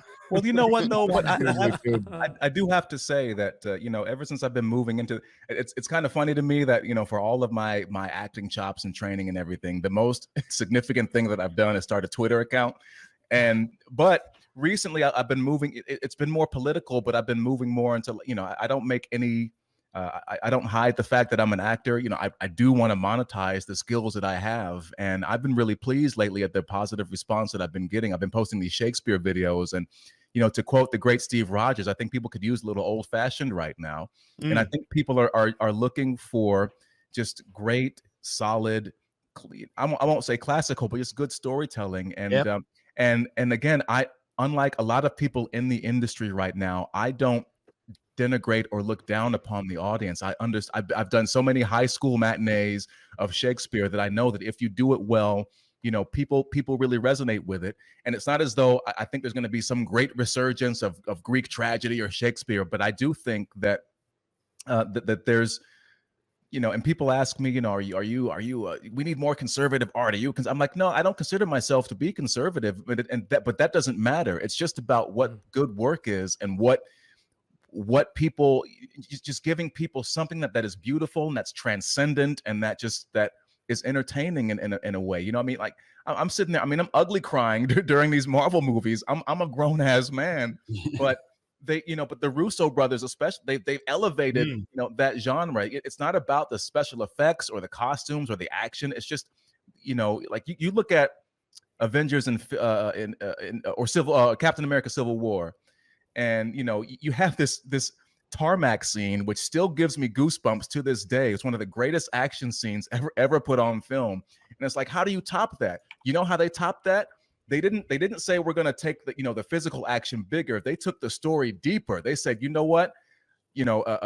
Bucky was responsible for the murder of Tony Stark's, spoilers, y'all. Bucky was responsible for the murder of Tony Stark's parents, and Steve Rogers knew about it and didn't say anything. Yeah. Holy shit. I was like, whoa. Like, so they took the story deeper. That's what we want to go to the movies to go see. It's stuff like that really that we really want to look at. And if you ignore that, if you keep denigrating your audience, I mean, the Russo brothers understood the material and they said, we're not going to insult the audience's intelligence. We're going to really take this seriously and tell these epic stories about these epic characters in extraordinary situations. And that's really what we need. We don't need to be preached to or improved. I'm going to keep drinking. It's Regina King, though. When Regina King said at the beginning of the Oscars, which we've mentioned, that I know that you want to turn over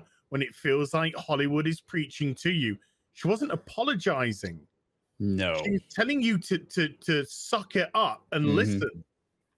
So I the attitude is absolutely still there in spades, because as we, not that anyone saw, to be honest with you, but when we see the clips from virtually everyone receiving their awards, it was lecture time, batshit crazy woman that shits in bucket. Correct. Yeah, and nobody wants to hear it. I didn't have as hard, believe it or not, I did not have as hard a time fapping to that as you might imagine.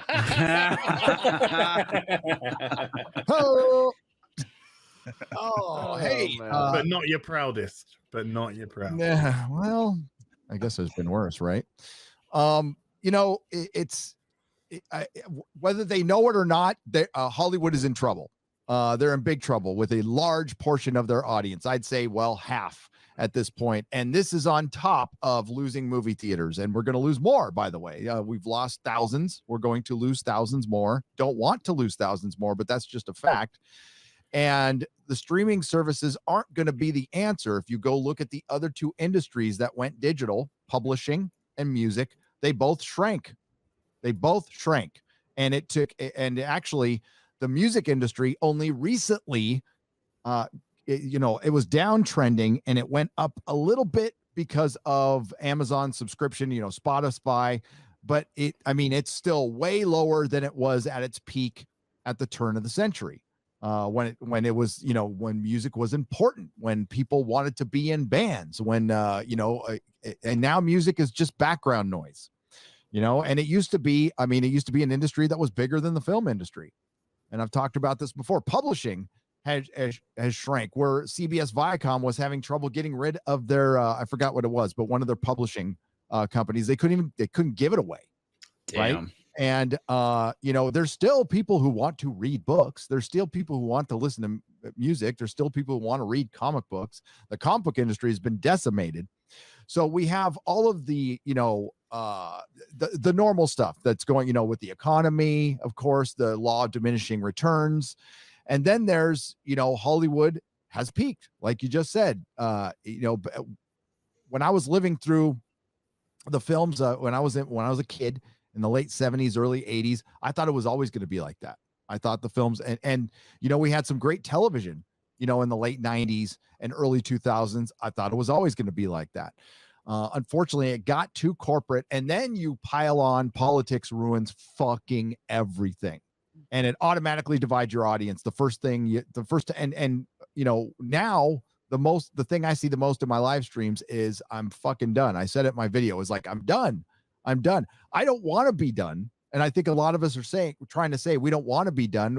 Hollywood did some great things. Entertainment gave us Star Trek, gave us Doctor Who, gave us Star Wars, gave us all kinds of great shit that doesn't need to die. But instead, foolish fucking pride, which is the downfall of pretty much fucking everything, is going to be, Hollywood is now going to have to compete with all of us. Right. And that's why you see actors, and listen, they're smart. If they want to come over here, it would help to have a platform to go along with what you do. And that could certainly help you get a gig. Look what it's done for independent comics, for the channels that have the platform. It's sold a lot of comic books, and it's yes, a smaller audience, but that's what entertainment's going to be now. It's going to fragment. We're not going to get franchises like the MCU. And I don't know if you saw Falcon and Winter Soldier. I don't know what you thought of it. I hated it. I thought it was terrible. I thought it could have been great. And I watched Winter Soldier and saw how great that was, and see how far it's fallen. It's because it was as preachy as the Oscars, when it didn't need to be. It didn't need to be. They have source material that they could have drawn on that would have been much better. And it's sad. And that's why, escapism is an important thing, and shit, we needed it last year and we didn't get it. So people are now permanently soured on Hollywood.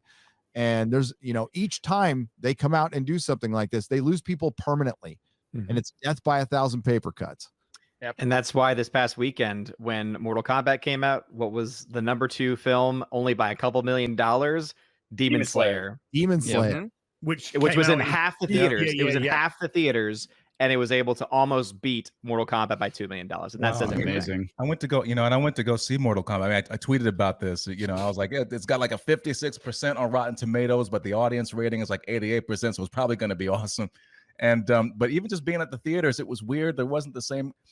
Watching the trailers, I was like, oh, it was like putting on like, it was like a warm blanket. It was so comfortable, and just to see that movie magic again, but it's not quite the same. And there's something lost. Yeah, I don't know. Kano wins. Yes. Odin's got to bounce. Yeah. Thank you. Plug your See channel. you, Odin. You check me out over at OMB Reviews. I am now streaming simultaneously also to Odyssey, so please follow me over there. And I stream every Tuesday and Saturday at 7 p.m. Eastern time. So check me out, and of course, drop some likes for this and for all the other people on this amazing show and panel. And thank you again, Clifton. All right, man. Good talking Thanks, to you, Odin. man. Take it easy, I have to man. leave as well. And I just started watching Demon Slayer, so Nice. I'm enjoying it. And Nice. anime. It's better than Hollywood. It's better Right than what now. Hollywood's Absolutely. Manga's Jeez. better. Fucking woke. Take it easy, Odin. So I'm gonna step out as well. I have to tend to some housework stuff. That doesn't help hey, our Tom. diversity. That doesn't help I'm our sorry, I'm dropping. diversity. Hey, Clifton's Keep the- here. He's keep got the it. ball He's got on the the household bottom. down. That's No, a lot. like I That's said. a lot of I responsibility. do want to leave though. Like It is. we have been for the last few years have been having this race to the middle. It's been Hollywood, entertainment, and us racing to the middle. We are on the other side of the middle. We are the new entertainment. Well, I agree. And Gary mentioned, and this is one of the things too that I said, because I've been watching what's going on in the comic industry, and I see what people like Ethan Van Sciver and I see what Richard Meyer are doing, and I'm like, they may not be millionaires, but I'm like, these motherfuckers just bought warehouses. You know what I mean? And when I listen to Richard talk about, I hear the excitement in his voice when he's talking about, I'm working on this new thing and I'm working on this new thing, and I'm like, okay, if there has to be some possibility where there's a world where just like what they're doing, we could, people like me could assemble a team, and we can get crowdfunding and start launching our own projects. Because even then, I don't want to, I want to mention the plague going on right now, but the way that the industry is responding to that is also going to compromise how a lot of movies are made. Until the science changes. And so at this point I'm wondering, how is it going to take people rebelling against the established sort of ideological order, which, but side note, ironically, these people that they see themselves as speaking truth to power and bashing the status quo when they are in fact the status quo. But on top of that, are we going to have to go out? But the unions on top of that are going to be a problem as well. So is it going to take people who are going to say, you know what, I'm going to make my money, I'm going to assemble a team. We have enough technology now, we can distribute the stuff. Yeah. And we can build Everything our own splinters, and it's only good for us. And whenever I say us, I don't just mean the people on the panel. I mean everybody in the chat, everybody that watches all of our channels. Yeah, you guys can go out and make your own thing. You guys can find a following, or you could find somebody that you enjoy a lot. So it's a great time to be in the audience because so many new things are available. So many new things that you could be into that might not even have ever gotten a movie in Hollywood, but might now because there's different niches. So, all right. Well, I'll see you guys later. Thanks for having me on. Are you going to be on Mario Kart Sunday? I will. Dude, send me the info. I want to. Right. It's on Sunday. It's on Sunday. That's the info. Yeah. Okay. And I'm going to, and you're going to get your ass beat. So, yes. All right. It was good having you on, Clifton. It was cool. You need to do it again. Quarter Black Girl. It's good talking to you, bro. There's Gary. See ya. Later. There we go. And there we go. Guess back in the middle. Hey, we've got a super chat. Or no, we got a donation from George Moilo. $300. Damn, nice. About that TikTok twat. Which one, George? So many. Elf Girl. Oh, yes. The comic book expert who's read every douchey dissertation from Kathleen Kennedy and Paul Feig. Anytime y'all want, challenge the Twitter tumor. I'll put up $2,000 and Friday Night Tights can go head to head. I'd love to see her eat comic crow. Hail y'all. Thank you, George. I appreciate it. Oh, anytime, anywhere. Bring it. Absolutely. Martini girl. And get those roots done, sweetheart. Yeah, her roots were like and while you're there, try and see if they can do your personal. She spends all her money on comic books. Obviously, she doesn't have time to dye her hair, Gary. Yeah. She's reading all the comics. All the comics. She knows more about comics than you. All the comics. Oh, those are my favorite comics. All of them. I just got to be that white guy to sit in the corner, white guy, and shut the fuck up. Yeah, and just shut up. That's the way she like that. Oh my god. No, TikTok you're wrong. is a disease. Yeah, clearly. The case that's been spawned from China. Wow. Yeah. Where have we heard this one before? Sure, it's not spyware whatsoever. Yeah. Same with Zoom. Mikey Gussler for $100. I bet I know what Mikey's going to talk about. Yeah, I think I know. Thank you, Mikey. Mikey, we love you, man. Freaking love you. WB releasing a 4K trailer for Justice League just shows how incompetent they are. They announced a white guy to play Green Lantern when Snyder had an African-American cast as him. They don't care about diversity when it involves Snyder. Good job on vids as Uche, Lyndon, and Ryan. Thank you. Yeah, I mean, that decision was just unbelievable. I'll let Ryan talk about it first, but wow. That was awful. I mean, it's so obvious, like, what they're trying to do. I saw Az talking about it on Twitter, like, he thinks that it's legitimately they're just trying to go off the hype to sell a 4K Blu-ray and hope people get confused and think it's a Zack Snyder Justice League. That's 100% what they're doing. They got ratioed fucking hard. The Green Lantern announcement today, the guy, I don't like him for Guy Gardner. He doesn't look like Guy Gardner to me. No, he doesn't. Was that Finn Whitrock? Yeah. Yeah, I mean, he's a great. He was at Juilliard when I was in grad school. I mean, he's a great actor. So it's like, but this is what I mean. Like, it hurts these people, who have great careers, who've been working for a long time, and who are really skilled. But when you have this kind of fan backlash and ill will, it doesn't serve the actor. And Finn doesn't deserve any of that. You know what I mean? He's a great dude and a great actor. I hate that people have that kind of response to him. Yeah, well, and that whole series in my mind is just like kind of. I've been worried about that series ever since it was announced. I love Guy Gardner, but I'm not like I just don't see him. But maybe he can pull it off. But this for the Justice League trailer, Jesus, you scroll through the comments. Try to find one that doesn't say something about restoring the Snyderverse. You're going to be hard pressed. Or at least something that's within that realm. Like there's one, "Hear Us Loud, Warner Brothers, for we as the people are united against you." That's a very clear message. That even people DC put do that not thing want there. that. As well. Yeah, it's what insane. What a horrible decision on their part. And again, yes, they're trying to capitalize. This is bad. And I mean, again, this is I'm happy for the Snyder Cut movement and the fans. That I think they should continue to come together and let their voices be heard. This is why YouTube is still a good platform for so many reasons, because there is a democracy on YouTube and people's voices can literally be heard. Yes, there's a ways that you can silence them, but the moment you turn comments off or likes and dislikes, you've already admitted defeat the moment you do that. And so I love that we're able to show our displeasure to these studios in this way. And it's nice to see when fans do this. Yeah, the dislike button is a good thing, no matter how many fucking losers want to get rid of it because of their videos. But I see. I know Tom said you think it was done on purpose to piss people off, and I think so too. And I think what some people at Warner Brothers are doing are hoping to piss off Snyder fans enough that they all cancel their HBO Max and that they don't keep watching the movie so they can justify not doing anything else. Because as it stands, when you look at the numbers, they're continuing on a pretty upward trajectory with Snyder Cut because it's getting so many repeat viewers.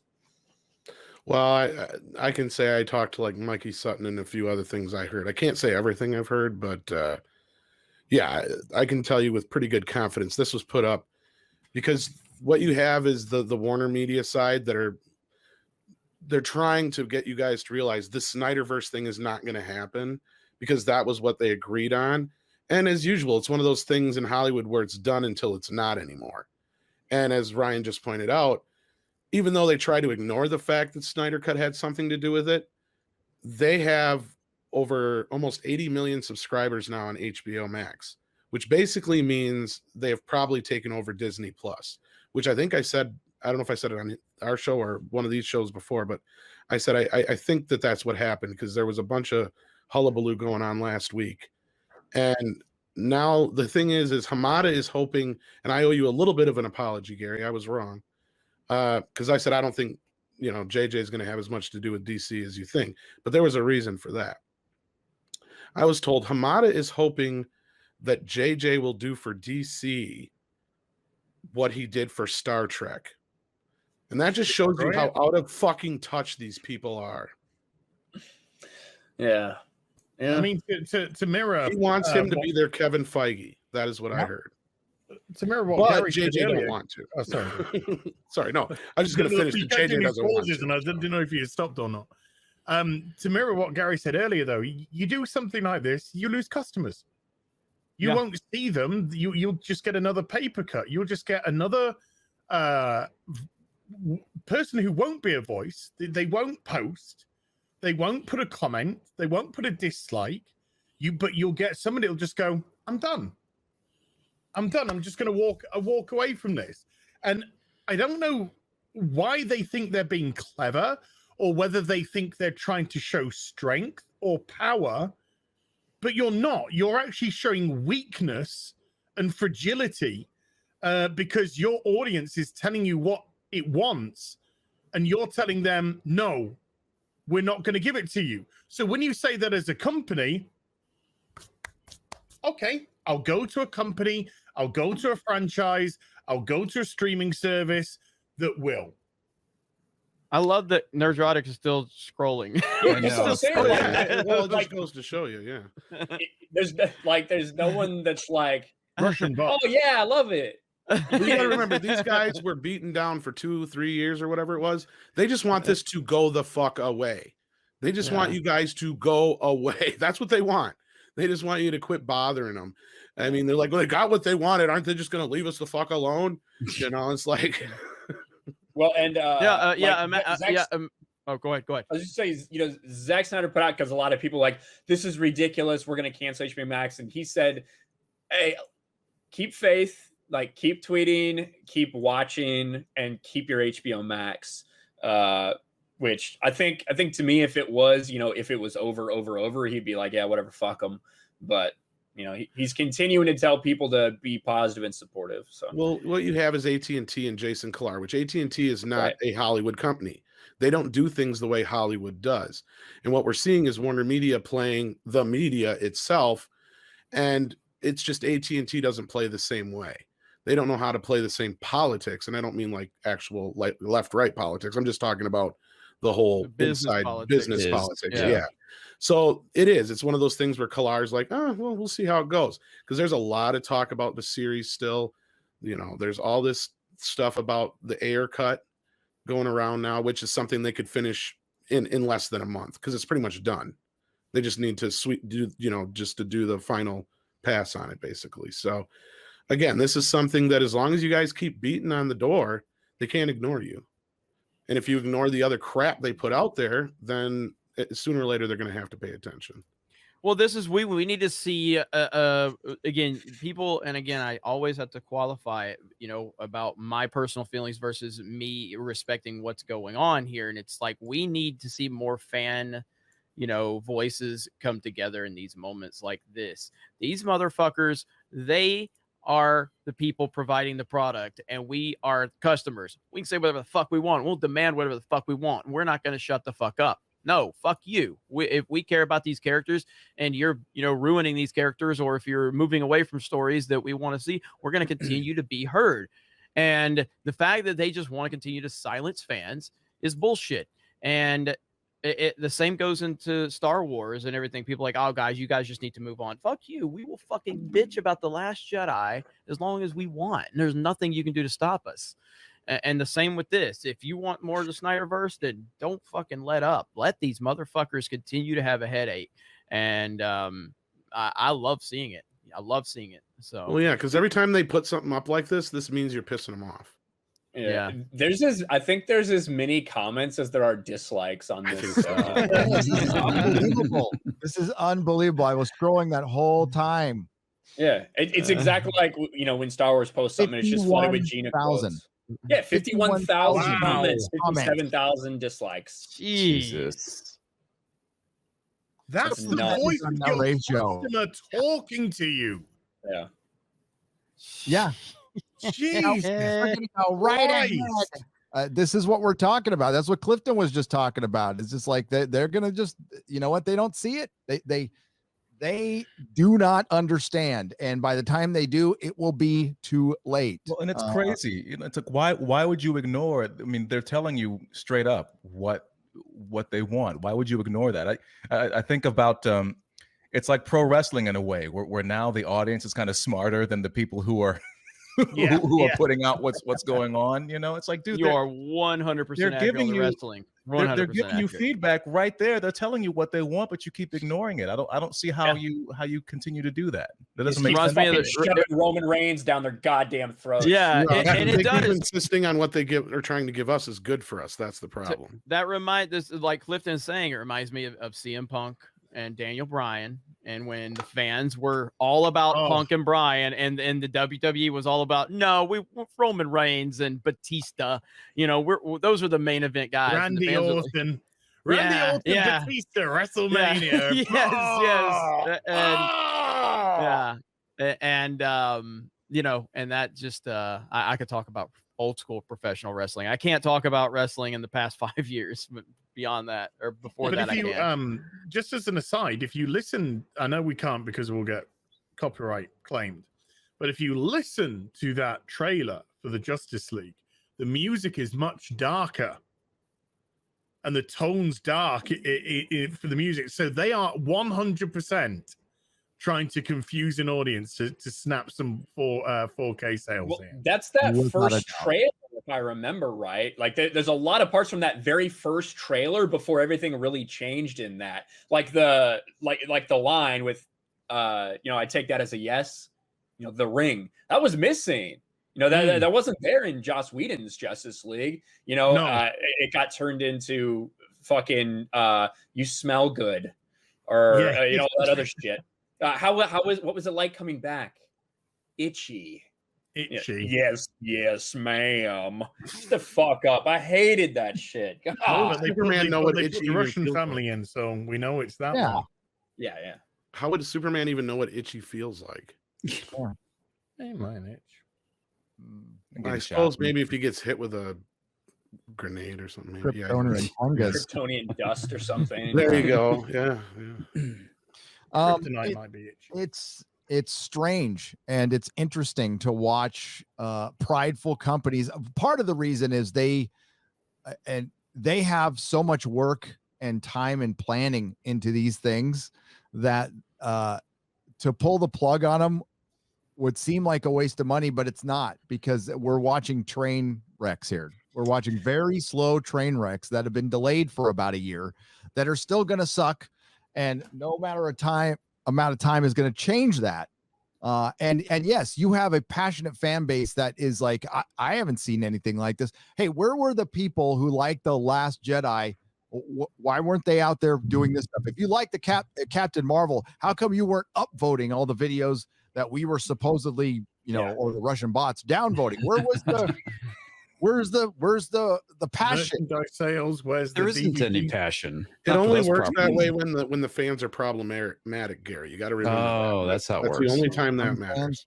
And I think like one of the key things too is I would say the majority of people, it's not like they're saying stop everything else you're doing. This is the only thing you should be doing. They're saying, hey, listen, you've already talked about a multiverse. You're doing Elseworld stories. Continue this story that so many people are asking for on this platform that you have, HBO Max. Like, that's all a lot of people are asking for. And they're so resistant because I think what it means to people like J.J. Abrams that are really fucking pulling a lot of the strings behind the scenes, he's like, I don't want that to happen, because if there does continue to be this Henry Cavill Superman, who's going to want to watch, the other Superman story that we're trying to do? Who's going to want to watch my Justice League Dark if you have this Zack Snyder's Justice League story? So that's kind of where I think a lot of the pushback is coming from. But we've got a Flash movie coming in, and that Flash movie is technically Snyderverse.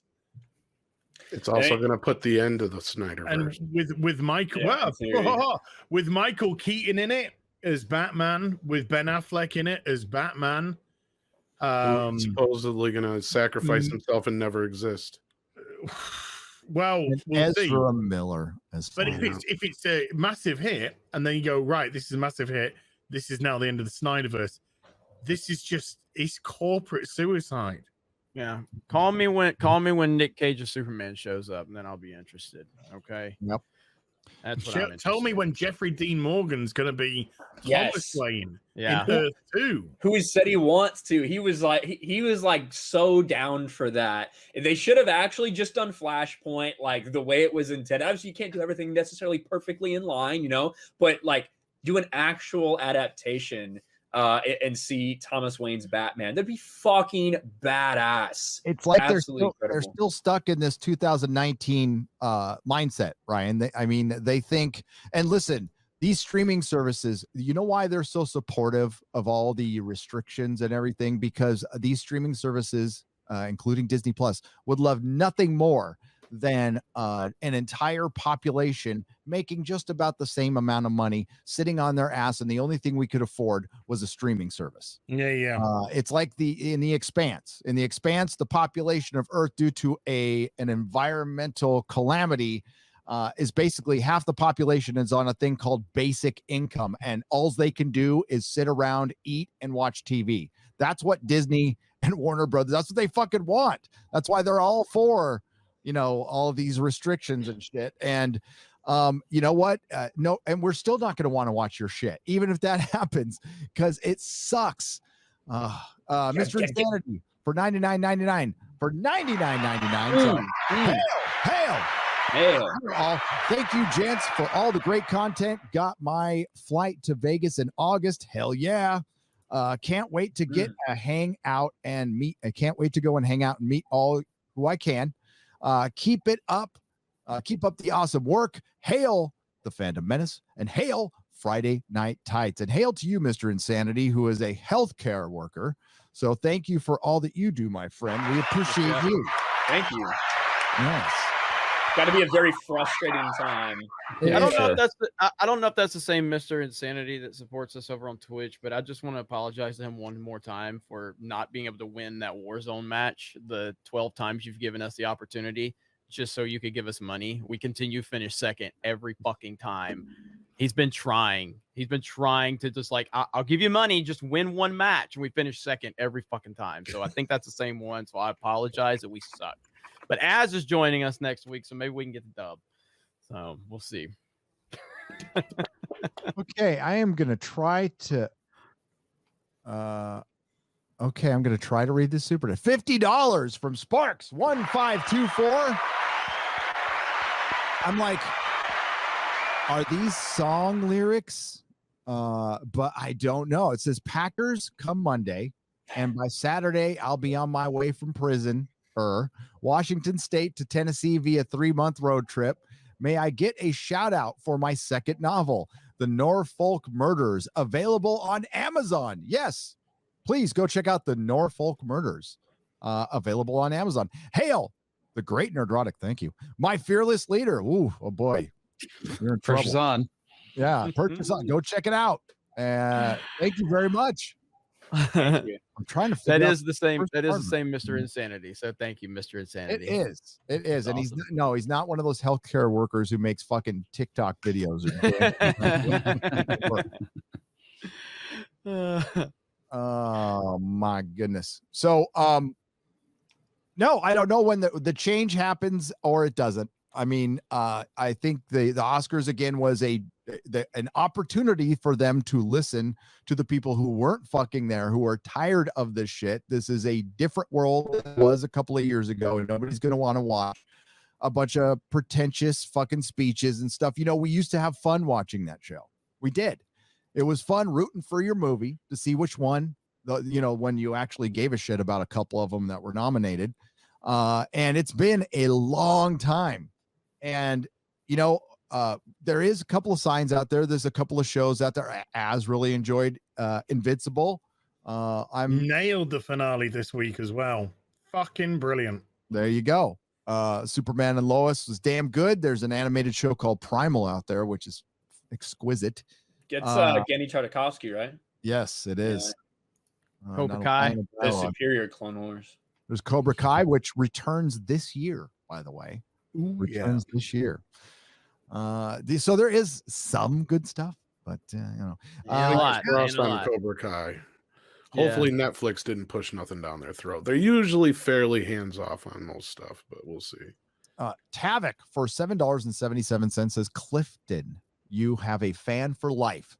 Thank you for speaking the truth despite the risk to your career. Wow. You're muted. You're muted, dude. Yeah, you're muted, man. Hold on, take two. What career? That's good. That's good. Killing Escapism. First time super chat. We'll be gentle. Gentle. First time super chatting, though I've been watching for years. I wanted to say thank you all for being the biggest inspirations to me to pursue my own projects. All of your videos and streams help me get through lockdowns and in California. Well, thank you. I love hearing this, and you guys keep us sane too, by the way, as some of us still live in California, but we're leaving, aren't we, Ryan? Yes, I can't wait to get the fuck out of here. Couple months. Florida.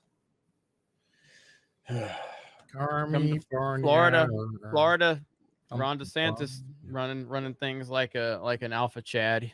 So it's wonderful here. We got here. G Virus 00 for $100. Hail Clifton. If you could do a TV show or movie with the Friday Night Tights crew, why would you want to do that? What would it be?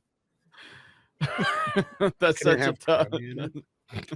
It wouldn't be a TV show. You know, sitting up here, I'm thinking about like anybody up here ever watch Opie and Anthony or listen to Opie and Anthony back in the day? Yeah, Anthony that's kind of what it reminds me of, man. Just a bunch of people just chilling, talking, and just being really irreverent and having a good time. Conversely, we could do like Real World. It's just I wouldn't sleep with any of you for good reason. That's going to disappoint Az. I told you you didn't have a shot, Az. Yeah. I told you you didn't have a shot, Az, before the show, but you didn't believe me. I wanted something for my diversity quota, and I've been shot down. So. I didn't think he was going to shoot you down publicly in front of this many people. So we're all here for you, buddy. We don't have enough. Always LeVar Burton. Oh. We don't have enough gay people or women for Real World. I don't know if it would work. I didn't say none. I said we didn't have enough. Enough what? What did you just say, Ryan? Gay people or women? A remake of It's a Mad World. I think that would be a good one for us. Do I get to be Buddy Hackett? Yes. Fred Sacco for $50. Great insight tonight. Welcome, Clifton Duncan. We could use a little old-fashioned right now, but we'll get a reboot of Dukes of Hazzard with Harold and Kumar racing around San Francisco in a Prius with a pride flag on top, fighting Stacy Keach instead. I fucking watch that. Oh, the fact that that's not even a joke, because that's probably going to get greenlit very soon. Wasn't that already what the remake was? Almost. I mean, except for just instead of Stacy Keach, it was Burt Reynolds. I mean, Clifton, I love that you brought up Anthony Cumia, who was part of Opie and Anthea. That guy, he's an inspiration of mine. I've been a subscriber to Compound Media for a long time. Yeah, wow, he's hilarious. 5 years, he's great. Total racist, but he's also hilarious. Absolutely. And free speech advocate. He had to be for, how he is. But damn, you think of him, and I was reading something about Howard Stern yesterday, and what Howard has turned into, which is very sad. A horrible sellout. Yep. And he was a legend. He was an absolute legend and an inspiration. That's gone now too. That's gone now too. Somebody wants us to sing Happy Birthday, and I don't want to chase away viewers right now, but we'll do it later. We lost 1,000 last time we did that. We did. Yeah, we can do it at the end. You just don't have to go so fucking slow. It's a problem. You guys are singing too fucking slow. It lasts so long. They just can't take it. We're trying to draw it out. We have wonderful singing voices. I think it's more so that all the voices together break up and sound like a massive diarrhea. That's true.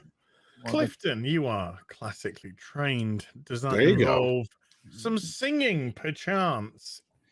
I mean, I could if they really want it. Oh, they really want it. I'm just with that. I'm what just if we have tipsy a Clifton Duncan happy birthday? Who am I? Okay, fine. Well, who am I wishing happy birthday to? Is this gonna be is this gonna be our version of NSYNC with one talented person that's gonna carry the rest of the trash that we are? Is that what's gonna be? Let me deal with this. No, he's like, no, let me handle this, Jeremy. The woman in question is Melissa. Melissa? Mm-hmm. All right, Melissa. Stay with your husband. Make him big, Gary. Put him in the center. Or make him the full. There you go. Boom. There we go. Melissa, this is for you. Happy birthday to you. Ooh. Happy birthday to you. Oh, shit. Happy birthday, dear Melissa. Oh, my. Happy birthday to you. Oh my goodness! I'm pretty sure Az is moist right now. And my genitals are Your underwear to PO box. I got the vapors. See, I got the vapors. Gushing. I am so wet right now. I'll be back in like 5 minutes. Yeah. Oh man! I wish it was my birthday. Yeah, right? Oh, it's my birthday. Happy birthday to you. That's what they usually hear. Right? Yeah, pretty much what comes out of our mouths. Yeah, it's really bad. It's See, the really crowd loved it. They fucking loved it. Why didn't you give us that response? That's because that's what happens when talent actually sings, man. Yeah, that's true. Just because we were subverting their expectations. Loser. Yeah. I've seen a lot of moist in there. Hey, I'm really pleased the 3.4% female audience we have for this show. We might have made some conversions. We have some new gays around. Yeah. My genitals are confused I'm telling you right now, Az identifies as a woman after hearing that one. So Oh my god, it is a choice after all. Now he knows what it feels to be a natural woman. A non-natural woman. Hey, George is back, everyone. George, Oh, what? George!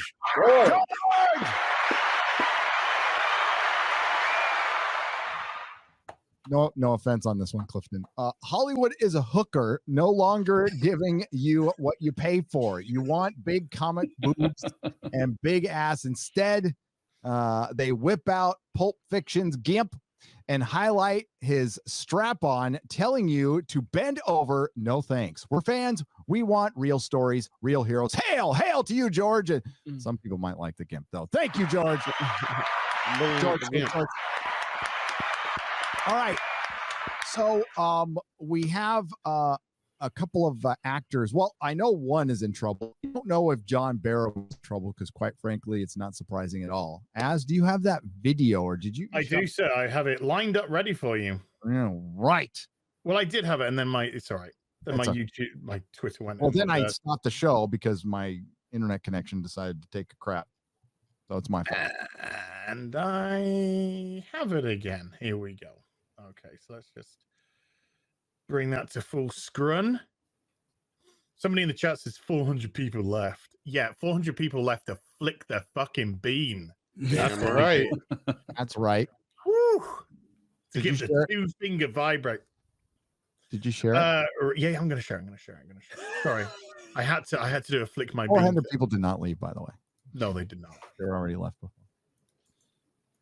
I'm very happy and grateful we have this many people watching after the delay in the show. Second Love you guys. restart. Yeah. You're a little robotic at times, Gary. It's not too bad. It's not too distracting, but occasionally it's kind of Yeah, robotic. it's StreamYards. I'm going through StreamYards, and it's that's sorry. Do you want to give some context behind this, Gary, before we share it? Okay, so some of you may have subscribed to this channel for Doctor Who. I cover Doctor Who. Az covers Doctor Who. It is the franchise that has been affected the worst in all the woke entertainment over the last few years.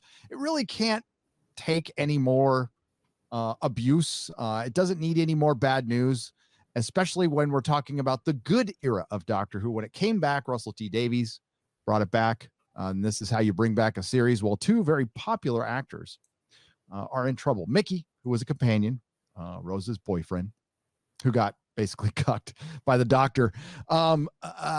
He just won a BAFTA. Noel Clarke has been killing it lately. Won a BAFTA, but it was taken away. And he had 20 women accusing him recently for very bad behavior. We don't know if there's any evidence. And that's very important in these cases. We are very anti-cancel culture here. I don't know if he's guilty or not. And I guess that needs to be proven in a court of law, but we know that's not going to happen. So then, because of this, some people found an old video of him talking to John Barrowman, Captain Jack. Yeah, And, these women are so traumatized, they immediately took to Twitter to telephone. And Russell was there as well. They kind of came over. So. And Barrowman's there taking his dick out every 5 seconds. You know, every 5 seconds, just hitting it on everything like that. you can't help but laugh. Like Chris will be like serious. I'm concentrating on my acting.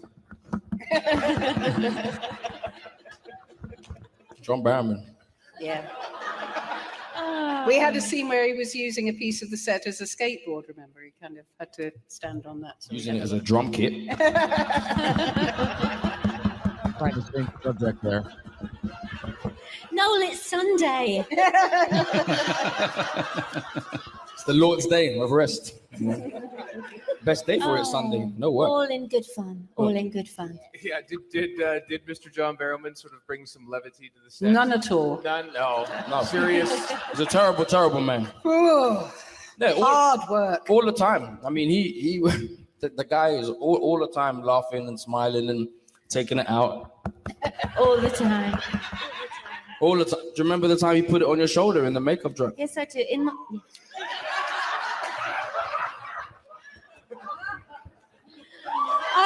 I didn't want to say. I was being really polite yesterday. But hey. John Barrowman, ladies and gentlemen. For the record, any men out there, do not try that at work.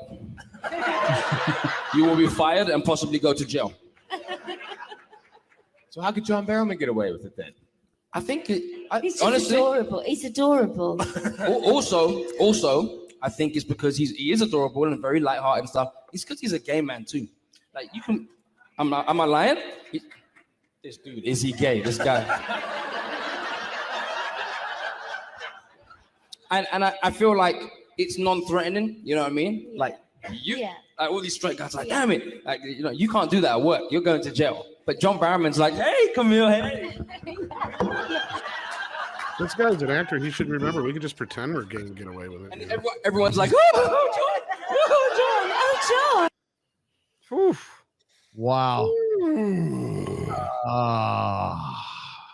Yeah, I like John Barrowman. I think everybody likes John Barrowman, but I don't know how it's going to affect him.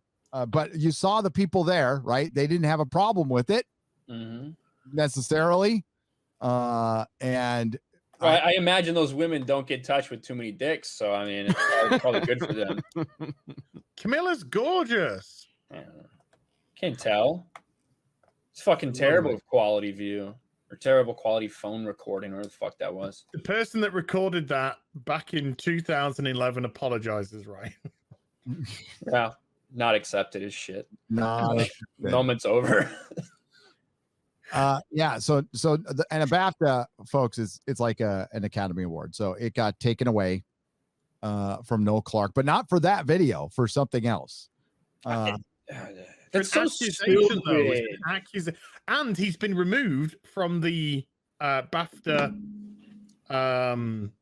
membership, or whatever you want to call it. Like even if that dude like killed his parents with an axe or something, why does it matter? Why does taking an award that they won for like acting that they did, why does that matter? Why would you even do that? Who the fuck cares? That's so ridiculous. I just want to do a check real quick. Does Roman Polanski still have his Oscar? I think so. Yeah. Just checking. Yeah, it's and gets applauded by Hollywood on a regular basis. Well, I mean, I get, I mean, to an extent, I get why they would want to take an award for, like, didn't OJ get like his awards taken, like his Heisman and all that, you know, so that way they don't have to acknowledge his existence from a historical standpoint. I get it, but this is the an accusation. No, I get it. Trust me, I understand. It make the world we live in makes it insane, where it's like literally if someone just said I voted for Trump, they would probably take their award. So I'm saying in an extreme case of something like that, I guess I can understand, but it also sets a bad precedence once you go down that road. Where does it stop? You know, at the end of the day, OJ still won those awards, and you taking away, it doesn't matter because everybody knows OJ was one of the greatest football players of all time, and you taking his award doesn't change the fact that he did accomplish that. So the same applies for anybody else, really. It really doesn't matter if you take their award. They still want it, and people know. And he gives great advice on the use of a knife in a situation. And also, if he would have done it. On to No, LeBron. we're talking about the LeBron James situation. I gave that advice. That was terrible. Yeah, I know. So So good. if you know, Hello, Twitter world. John Barrowman does a thing at Comic-Con every year when we had Comic-Con called Goes with John Barrowman, and it's kind of like that. I mean, I don't he wasn't whipping it out, but practically. So this is something he's done forever. He's been known, and again, the ladies didn't seem to have a problem with it. Now, I don't know if they really did and they were trying to be nice back then. Who knows?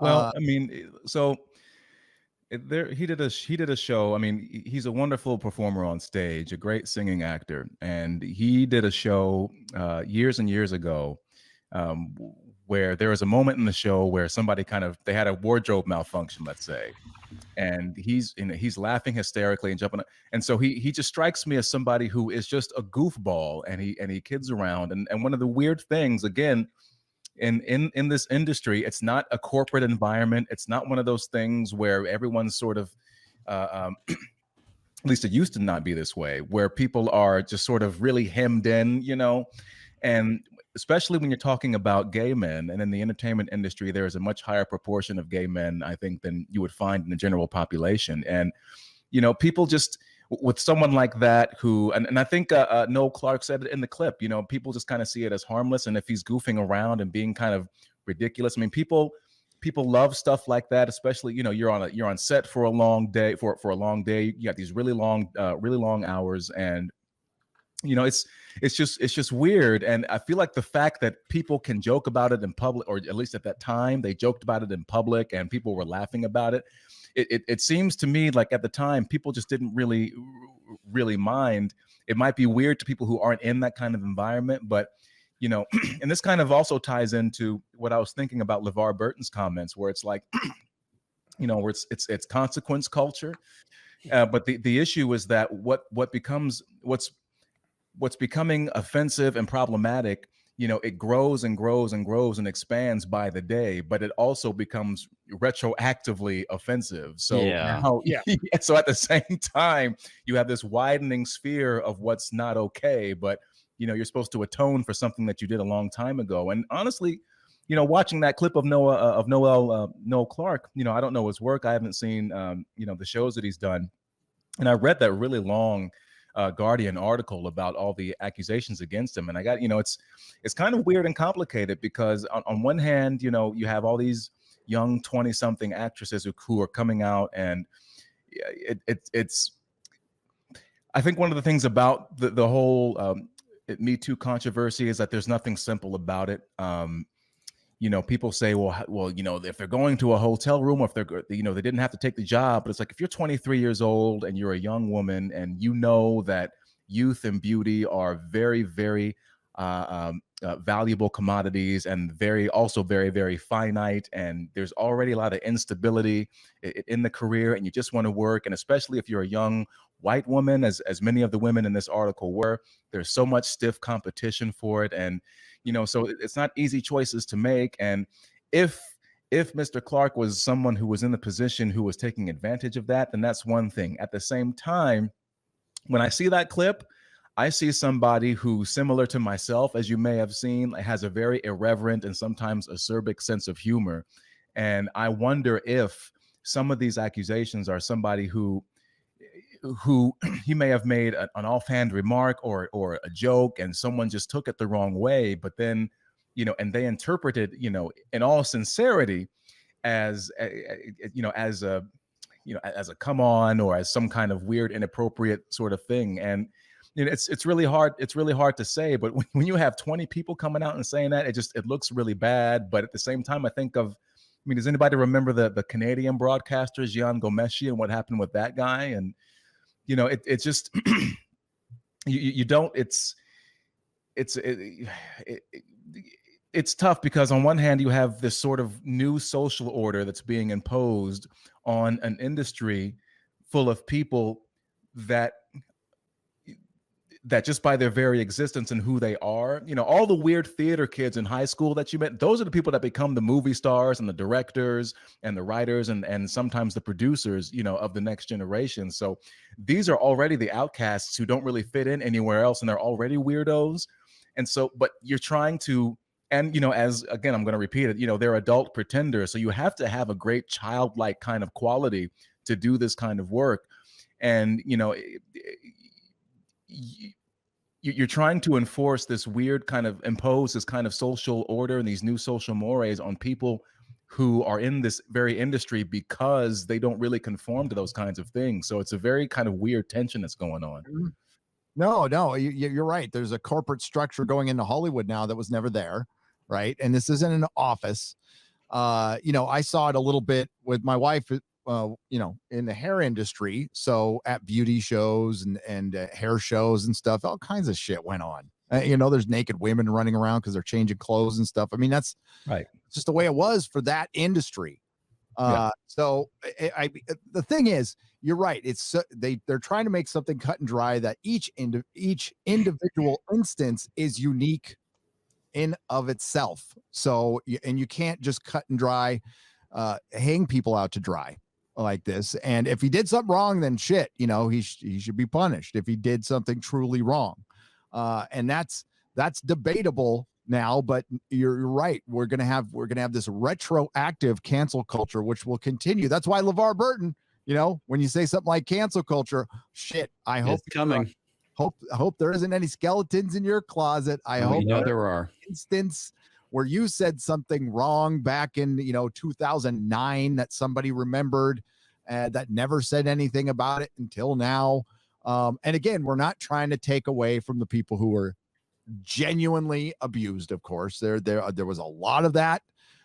We heard a lot of that from Harvey, and it doesn't make any of that okay. But it's this broad brush, and of course the movement was taken over to attain power. People used it, manipulated it, and that's the whole boy who cried wolf thing happened. And it's complicated. I don't think Nolan's screwed. I think Nolan's screwed. Well, let's be real too. I mean, there's a lot of assholes and scumbags in the industry as well. And I mean, I remember doing a workshop of this really bad musical, and there was a point where this director, who's very well known, very established, and he gathered. I just happened to be in this group, and there's about 4 or 5 other young women that were there, and he's just going on and on. This guy's in his 60s. He's going on and on about like, look at so and so, isn't she beautiful? Isn't she just beautiful? Yeah, I'm like, dude, we're in fucking New York City. These are Broadway performers. Like, everyone's beautiful, bro. Like, everyone looks good. Like, what the fuck are you going on about? But then I looked at the other women, and they were just kind of nodding along with it, and I saw just a few more dimples in the chins, you know what I mean? Like they just seemed like they were sort of nodding through duress. And for me, a light kind of went on, and I was like, oh, okay. How many other kind of weird, because it just went on for a bit too long. And I was like, okay, well, what kind of other weird moment? And I began to ask my female friends about it. It's stuff that I missed that I don't think about. What kind of other comments and other behavior have they sort of felt like they had to endure because, well, if I say something, then this guy's powerful. He's gonna destroy my career, and he's not gonna like me. He's gonna, he's gonna ruin this opportunity for me. But at the same time, I will say it's kind of a non sequitur that it doesn't go both ways, because I remember at the very year that all that stuff began to pop off, I got my ass groped / slapped by 5 different times by 4 different women. 3 of them were married, and I got groped in the chest by one woman. And I said to her, I was like, oh, what do you, equality? She was like, you can't do it to me. And, there's, like I said before, there's lots of gay, men and women have commented just on my physique and everything. And it doesn't make me comfortable. It doesn't make me feel like, it's just weird. But I don't have any place to say anything about that, because it's not really I'm a straight man, so I can't say anything. So there's double standards, and there's not really so the rules, if we're going to have this, if we're going to impose this new social order, which, my attitude has always been, let's be professional, let's show up to work. Everyone should have a good time and feel, comfortable enough that we can do the job we have to do, because it's a weird profession where, like if you show up 2 minutes late for a rehearsal, everyone hates you. But then at the same time, you meet strangers and the next week you're making out with them. And, and then by the time you're doing the show, like Gary said, you see them backstage doing quick changes or whatever. You see them in their underwear, you see them naked, all kinds of stuff.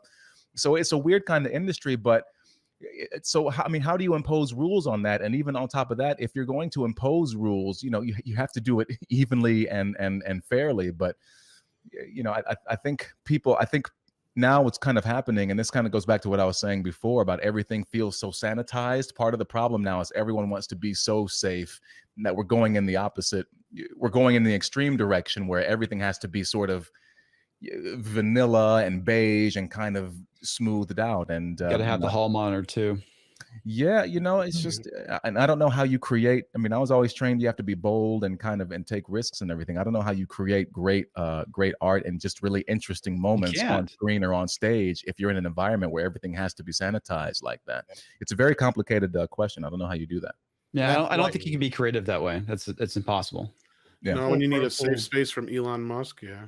Yeah. Well, like Clifton was saying, remember that whole thing about, was it straight black men? Are the white people of or something like that? Yeah. Yeah, So, I've been hearing that. I don't know if that was a real article or if no, that it's was a real satire. article, dude. I've read it. No. I'm saying so it wasn't satire. It was actually no, it's like not satire. It was either The Root or The Griot, which are black, it's The Root. online publication. Was it The Root? Yeah. It was like straight black men are the white people of black people, and and I got to say, for a while, I was doing well in terms of working, but then at a certain point, I'm not gay, I'm not trans. I don't know if you could tell, and the work in the theater kind of dried up for me, and I was like, well, I guess I just they're not looking for somebody like me right now, and I look forward to seeing the day where it becomes like, well, now you, black man, are the oppressor. That's going to be hilarious. Oh, it's coming, man. It's coming. There's an article I read last night that was coming from Polygon talking about, cis white women in games. And it's like, black men, you're next. Flat out. Well, yes, but it's cis white women in games, you're not progressive. And they had Femme Shepherd who could be played as a lesbian. Yeah. Mm-hmm. They just, there's another character that's in a game that isn't even released yet. Look at these people are idiots. But Clifton, sorry, before we just go on to this, Clifton, if you kept up with current comics, you've seen what they've done to black males, straight black males in comics. They're now feminized and literally women. And I have to say, right, so and again, once you come down to a chocolate city like Atlanta, you see that black Americans, I feel like, to speak generally and as a whole, once you break away from this sort of progressive zeitgeist, black people are very, very, very protective of male masculinity. I don't know if anybody remembers that interview that Dave Chappelle gave to Oprah Winfrey years ago, where he was like, he's like, I don't know what it is, but it seems like they always want to put a black man in a dress. Yes. And I have black female friends, like they don't want, with all due respect to people like Kid Cudi and others, they're wearing dresses and everything, and there is, if you want to go down that route, humans are a multivariate species. Not everybody fits into, traditional gender boxes or whatever, or but at the same time, I think black people tend to be more socially conservative than the industry and many progressives want to really acknowledge. Big time. And we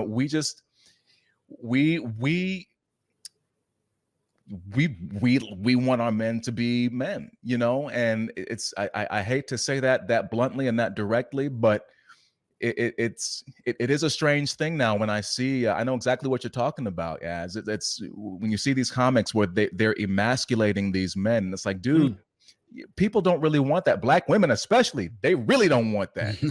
So it's a well, almost every show is turned from it's really weird.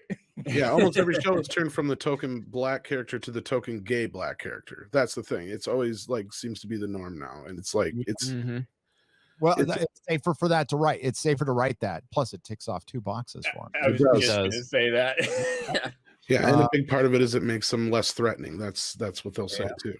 SNL offers cast members a safe space if they're too triggered to perform with Elon Musk. It's fucking ridiculous. Owen Yang, Aiden Bryant, and other cast members who are triggered by Elon Musk's hosting stint will not have to appear with him if they don't want to. Jesus Christ. What happened to Lorne Michaels? Yeah, what the hell are they talking about? What's so dangerous about the billionaire Elon Musk, who is, I mean, environmentalists should love this guy. How come they don't? Because they're programmed not to. They're told that he's a toxic white male. Because he makes memes. Yeah, memes are very, very problematic, Gary. It's all right. He's not part of the narrative. He doesn't conform to the narrative. Yeah. And they're waiting. Look, Gary, in all fairness, these people, they probably haven't had a software update in about 2 days. So they don't know how to tackle this situation yet. Yeah. So until they get their firmware update about what to say next, they've got to go somewhere safe, Well, I guess. Good point. You're right. A source revealed to the New York Post that SNL boss Lorne Michaels has a policy where he won't force performers to do anything they don't want to do. Apart from suck his dick. Bowen Yang, A.D. Bryant, and other cast members who are triggered by Elon Musk's hosting stint will not have to appear with him if they don't want to. Well, we've already said that 3 times. Okay. And speaking historically, if a cast member has been that unhappy, they don't have to do it. Lorne Michaels says, won't ever make them do anything they don't want to do. Said the anonymous source. The controversial billionaire CEO and SpaceX and Tesla magnate is scheduled to appear on Saturday Night Live on May 8th. God, so bad. On Friday Night Tights. And it appears that some actors and writers are less than pleased at the prospect of working with him. I thought this was bullshit, but I mean, is this real? Like, dude. I mean, that was the New York Post that was talking about it earlier. So yeah, it's real. Yeah, I mean, it sounds real to me. You wish that Disney, like Disney Kids and Nickelodeon had these same kind of policies. People like Dan Snyder running around there. Oh, dude. I just got that. I understood that reference. I understood that reference. Oh. Hey, it clapped on my lap. Only CEO. I understood that reference. Yeah. I understood all the Steve Rogers quotes tonight. Yeah, who is that guy? He looks like an old washed up piece of shit with a controversial shield. And totally. This is a black man in the Stars and Stripes. What doesn't he know? That's That's true. Do better. Do better. Better, Senator. Even though I got no answers to any of your questions, do Yes. better. Do better. I had a friend, just quickly on a side, I got a friend in the industry and I was talking to them and we're discussing Falcon and Winter Soldier.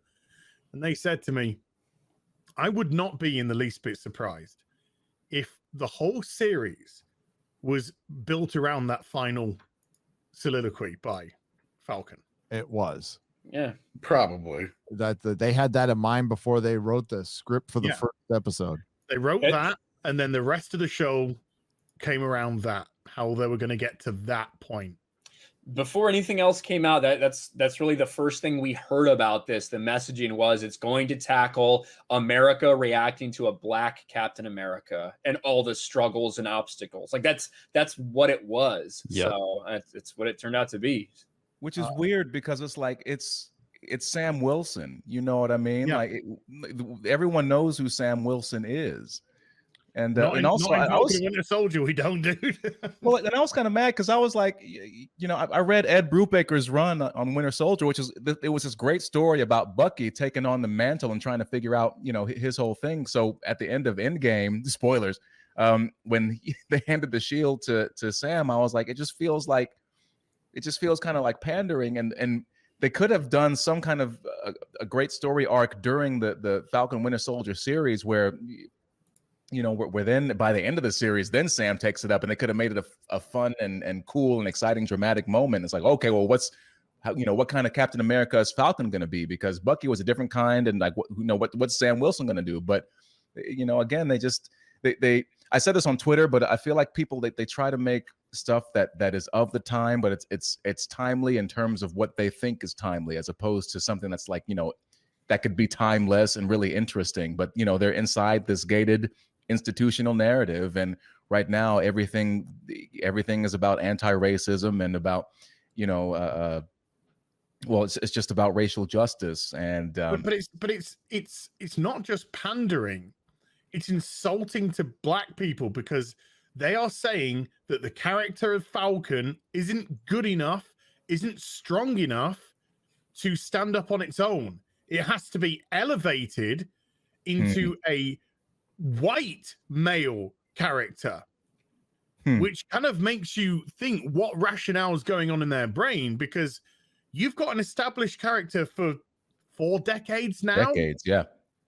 And you're saying no, this character is not good enough in their current role. They're not legitimate enough. We can only legitimize them by making them Captain America because a white guy was this character. That to me is all kinds of fucking screwy racist shit. Yeah, that's one that really upset them right there. They freaked out. They really got mad about that one, and they forgot. That was beautiful. That was beautiful. But the funny thing is, Clifton, there was another guy I know on Twitter made the exact same points that you made. Of course, he's white. He gets dragged for being a racist.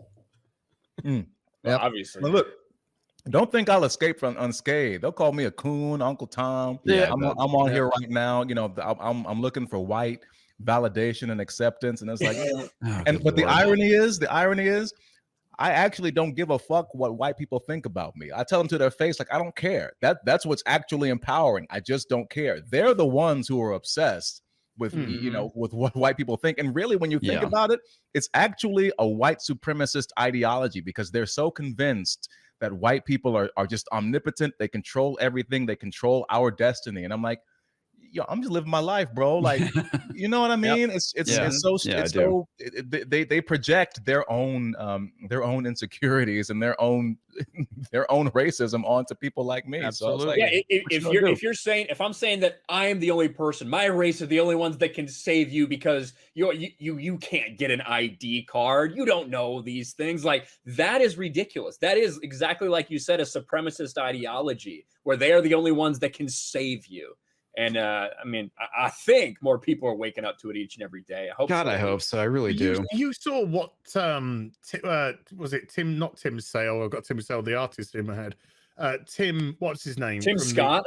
Tim Scott. Yeah. When Uncle Tim was trending, you had Uncle Tim. You had white people calling him Uncle Tim. You had fucking people posting, and I hate to say the word because I think it's fucking vile. You had people posting coon, dancing fucking gifs of coons. Yeah. And this is the progressive fucking left. It's disgusting. You are literally exposing what we all know. There was somebody, I'm gonna name names, some asshole named Scott Nevins.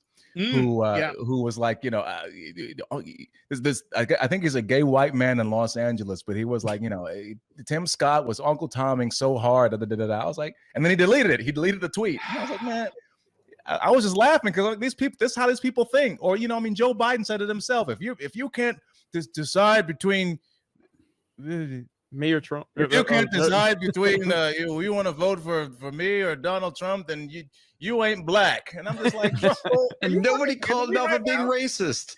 No. Jesus. And he told the military to was it shut the fuck up and give this person a clap or whatever it was. But yeah, but you talk about that guy, Clifton. Somebody had already clipped the tweet and then tweeted it at him. Right back at him. his own tweet in a nice photograph. We got it, dude. You know, you can't fucking you can delete it, dude, but we got it. You know, you can't erase this shit anymore. Well, because here's the thing, you know, and I said this, you know, it's not that it doesn't matter that he's a racist. It's just that he's the correct kind of racist. Oh yeah, Well, there you one go, for man. me and another for me. But that person who did the coon gifs was looked like maybe an Indian or Pakistani woman, and I reported the tweets because I thought they were vile, and I went and I wanted to also report the tweets because I wanted to see what Twitter would do. I wanted to see if Twitter would take any action against them or not take any action, or if they did, what action would be taken. And so I checked on the tweets a day later, and it said these tweets have been removed due to violation of Twitter terms and rules, but the account was fully active. Of course. Fully active. Funny how that is. You know what's really funny is I've heard white people tell black people what they should be or should act like or should eat or all that kind of stuff, probably about as much as since when? Back well, in Kotaku did an article where they were talking about the black male voice in video games, and they were berating the voice actor for Barrett in Final Fantasy VII Remake, saying that he's doing stereotypical black voice. These were white people talking about a black actor doing a voice for a black character and telling him how he should fucking do it. Kotaku. That's what I'm saying. I've never seen this before. Garbage tier. I mean, it well, might to be be fair, Polygon. though, I It could have mean, even been he's one of the two. to be fair, I mean, I haven't played the remake, but the original Barrett, just in text form, was like, "Yo, what the fuck is this?" Yeah. Maybe the actor was just interpreting, you know, based off of the original. But the actor was the same guy who did the voice in the animated movies, the Advent Children. So he's already done the voice of Barrett. He's already and done the character, so he knows the character. Yeah, he's established the voice of Barrett, and then he does it in the remake. And you got these fucking white fucking princesses. Well, that's the funny thing, right? Because you have these stupid fucking 20-somethings who come back and they say, like, well, you know, the video game culture has always been racist. Really? Oh, fuck. Really? Off. Because I remember, you know, not to be the old man, but like, you know, you go to your friend's house or whatever, you play Nintendo, Double Dragon, whatever, you get bored, and you go out and play outside and skin your knees or whatever, and nobody gave a fuck. Nobody cares. Nobody cares, except these people come along and then they try to tell me what it was like at a time when they weren't even fucking alive. Get the fuck out. And like in the case of Barrett, like what else do they want? Like the character is like he's a massive black dude. It'd be kind of weird if he sounded like Richard Simmons, wouldn't it? Like, you know, they probably want him to. There he is. There's weird. There's a beautiful fucking Barrett. That's awesome. The thing is, what do you want that badass dude to sound like? I'm gonna tell you want him to have a fucking list. What do you want? I was wondering if we could move over here to pick up some materia. Is that all right? Thank you. And also, you know, he's somebody. He's under so much pressure. He thinks that the world is ending. You know, he's gonna swear a lot. He's got a little girl to take care of. You know what I mean? He's got a lot on his plate, and he's trying to save the world in the best way that he thinks he knows how. But we're gonna focus on, you know, how he sounds. I mean, dude, again, come down to Atlanta, motherfucker. Like there are Uber drivers who sound just like them. I mean, they don't have any contact with normal people, and they just offend their sensibilities. I'm like, dude, black people just. There are black people that sound like that. Just, I'm sorry, but we there's a whole range of us. You may be surprised. You know what I'm saying? I think you'll find there's only one black group. That's it. You know, there's only one loads correct of way to be different white black. people. There's only one group of black people, and you all think the same, and you all fucking do the same shit, and you all like and dislike the same shit. Okay, so get with the program, Clifton, please. Did you hear about the Luther controversy? That was so stupid. It was. Well, that's what I meant earlier about the whole, you know, white people telling black people what they should eat, think, and all that kind of stuff. It's like the whole he doesn't eat enough Caribbean food bullshit. Like, what the fuck is doesn't that? eat enough jerk chicken, so he can't be black. So, Nobody is watching Luther and watching his fucking diet. You know what I'm saying? Like, nobody cares. Nobody cared, and also the character in and of itself. I think the other complaint was that he didn't have any black friends. I'm thinking to myself, well, I mean, if anyone had actually watched the show, you have this. It's about this brilliant detective who is very volatile and has a lot of problems. He doesn't have a lot of friends in general. He has black coworkers and he rubs them the wrong way, but he's still good at his job. I mean, that's sort of why the show is so good. It's just. And it's Idris Elba. Idris Elba is considered a sex symbol universally, but he's not black. I mean, it's fucking ridiculous, man. But Nigeria, shout out. In all fairness, this is a BBC problem. This is a British Broadcasting Corporation problem. Just in case anyone thought I was going there. Okay, hey, man, this BBC, is a British best thing in the Broadcasting world. Corporation. Oh, that BBC. Yeah, that BBC. Not the other one. Not the real BBC. I mean, come on. Yeah. The Alexander Palace BBC, because their diversity and inclusion policy is getting worse. It's getting worse and worse, and because You they're mean hiring better, people, you mean better. Sorry, better. Yeah, sorry. Better. Because they're hiring more people which are so left leaning. You now have a black woman invalidating a black male because of their fucking diet. That's where we are. Obviously. Like I said, black men are next. Like I've said it over and over again. Once you go down that social justice rabbit hole, it's an endless loop of nonsense, and shit is just insane. Yeah. Oh, dude, you always find someone more oppressed than the current oppressed group. Or even if you ain't eating Caribbean jerk, you ain't black. Luther's been going since what, 2011, 2010. This is like a 10, 11-year-old franchise, which is still going to produce more because they're working on a Luther movie as well. So there's still going to be more of this. And then after that amount of time, you want to come out and make a complaint when the show has actually built an audience, built its critical acclaim, built its accolades that the public love from the actual content of the show, the writing, the acting, the experience. Now, 10 years later, don't eat enough fucking jerk chicken, rice, and fucking pig. Zoe! I mean, come on, this show is amazing, bro. He's so, and Idris Elba, he's so good in the show. You know what I mean? It's just, it's so disrespectful to him. Yep. I don't know who this reviewer is. Hang on. But here, I'll share this tweet. Movies or video games? Falcon, Winter Soldier.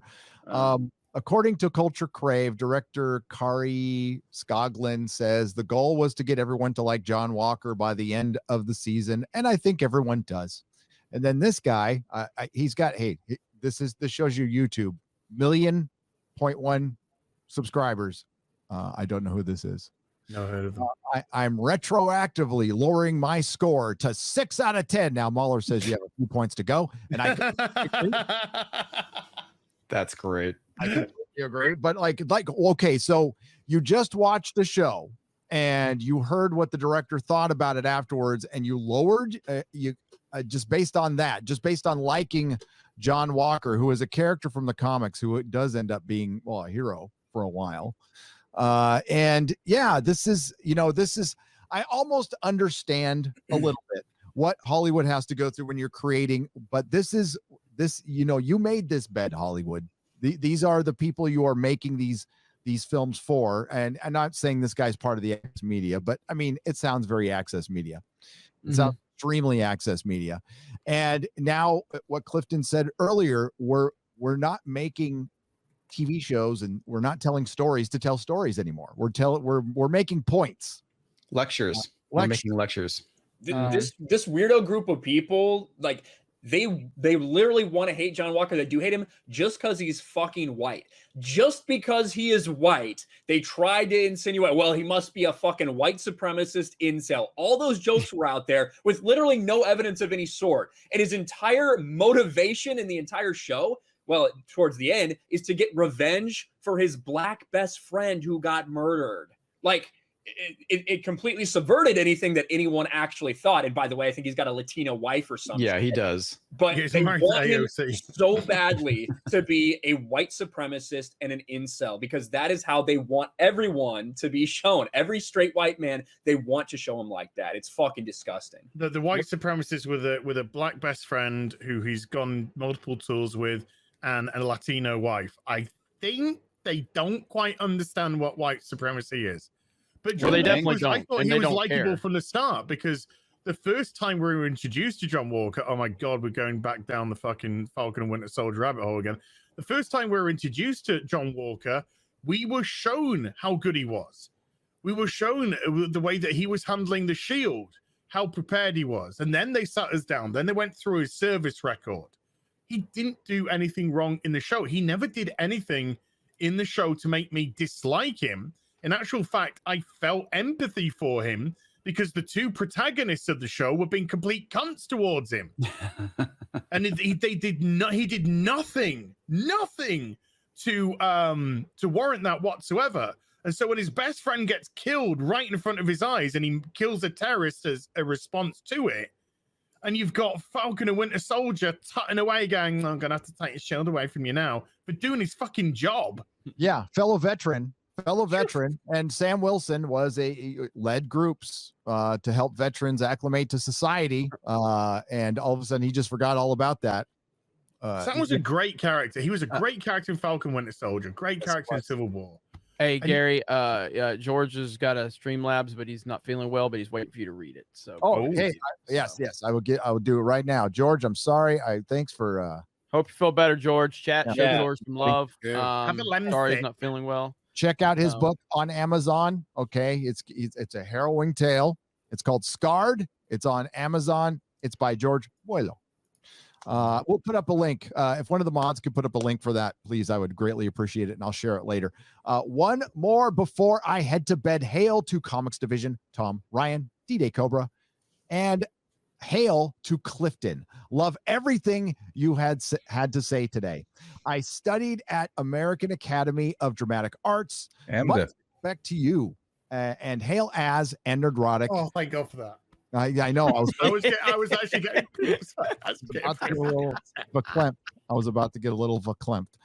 Kathleen Kennedy is still a fluffer. Hail! All right. Thank you, George. Good people. Good people. Good people. Damn, he's just such a good fluffer. Why am I so soft? That's my secret. I'm always soft. On that note, I'm gonna bounce. So great job, Clifton. You were awesome, dude. It was awesome. Thanks, man. Talking with you. I look forward to playing some Smash Bros and Mario Kart with you. Yeah, it's gonna be great. It's gonna be great. So we will make that happen for sure. I'll be live tomorrow on Geeks and Gamers for my solo live stream on Saturday. So check me out over there. Other than that, everybody have a great night, and you too, man. Fade out. Bye. Hey. Bye. Later, dude. Later, Jeremy. Hey, look. Let's get Clifton in a white supremacist sandwich. We should. So strange. Bald head. Hopefully tonight's appearance won't ruin. Do you have any prospects that you can talk about? Do you have anything going on right now? Yeah, I mean, they announced today. God, I mean, I feel like I'm in between a rock and a hard place. All I would ask is for people to just, subscribe to my YouTube channel and follow me on Twitter and Instagram, because I feel like at this point, I'm in kind of neck deep in this stuff right now, and it seems like at this point the solution is to become bigger than the industry, as megalomaniacal as that sounds. But they just announced today. I did a workshop a couple of years ago of a show that was supposed to go to Broadway. They're going to be streaming it very, very soon. So I'll make an announcement about that. I'm very excited to share that with people.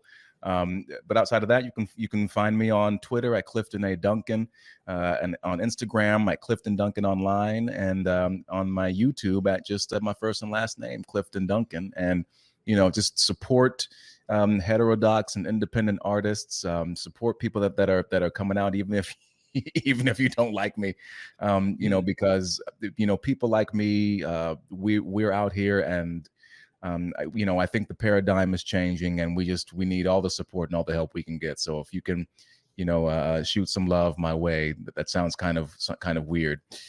I would really appreciate it. Please do. Now, when you say shoot some love, not that way, not that. Okay, I'm just asking for a friend. Your confused genitals. Asking for a friend. That's all. Yeah, I think John Barrowman, by the way, was the friend. Oh. No, I think we talked about this with Gina, the new movie star, what you were talking about with your friend, is going to be somebody who has probably a platform, some followers somewhere else, and the ability to act. I think that's going to be really important to have a built-in, for a star to have a built-in fan base of any size has got to be helpful. That's why Hollywood just, they rehash everything because they want those built-in fan bases and then they completely destroy them. I have no fucking idea why. We know why, politics. Yeah. But I think that'd be helpful. I think Gina Carano, we talked about this before. She's going to make more money than she ever made at Disney, being her own brand, having this many followers. If she came on YouTube tomorrow and did some cooking videos, she'd get just as many views as Brie, probably more. Probably more. Yeah, and she'd make a hell of a lot of money. Well, someone said that I had this idea where we could do a remake of The Bodyguard and Gina could play my bodyguard and I can sing the title track. We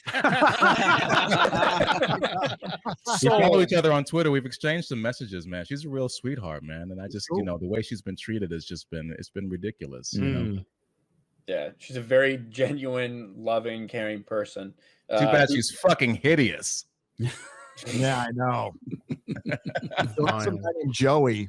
But no. Shout out Jay, blew up the internet, again with the dinner video. Shout out Drunk 3PO. Shout out to Drunk 3PO.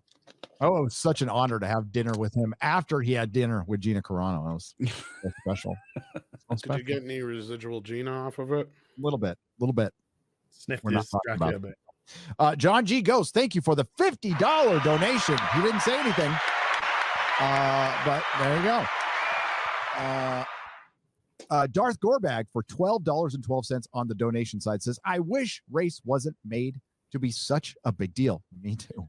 I wish our skin color was just a trivial characteristic like our eye color and our hairstyle, unique to to each of us, but not divisive. I wish it was like that too. It's not that simple, of course. We all want it to be like Star Trek. Right? We do. Absolutely. Yeah.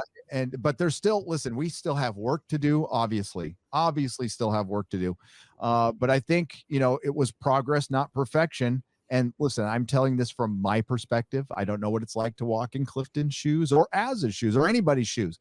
I just know that I think progress was being made.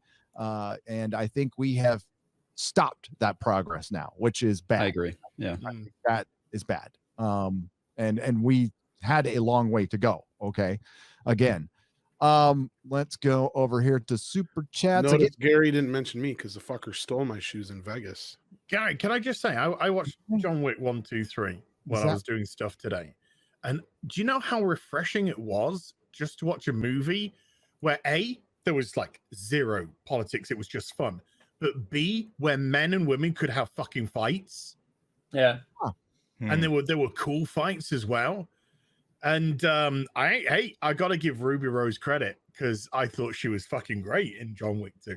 She didn't say a word. She plays the mute, so she said fuck all, but she was even her mannerisms though. Mannerisms made the character pretty interesting. So I was like, hey, kudos, you're shitting Batwoman, but yeah, it's like I was telling XrayGirl behind the scenes. That is my preferred status for a woman, silent at all times. So I love Ruby Rose. I love Ruby Rose. What kind of an insult for an actor is that?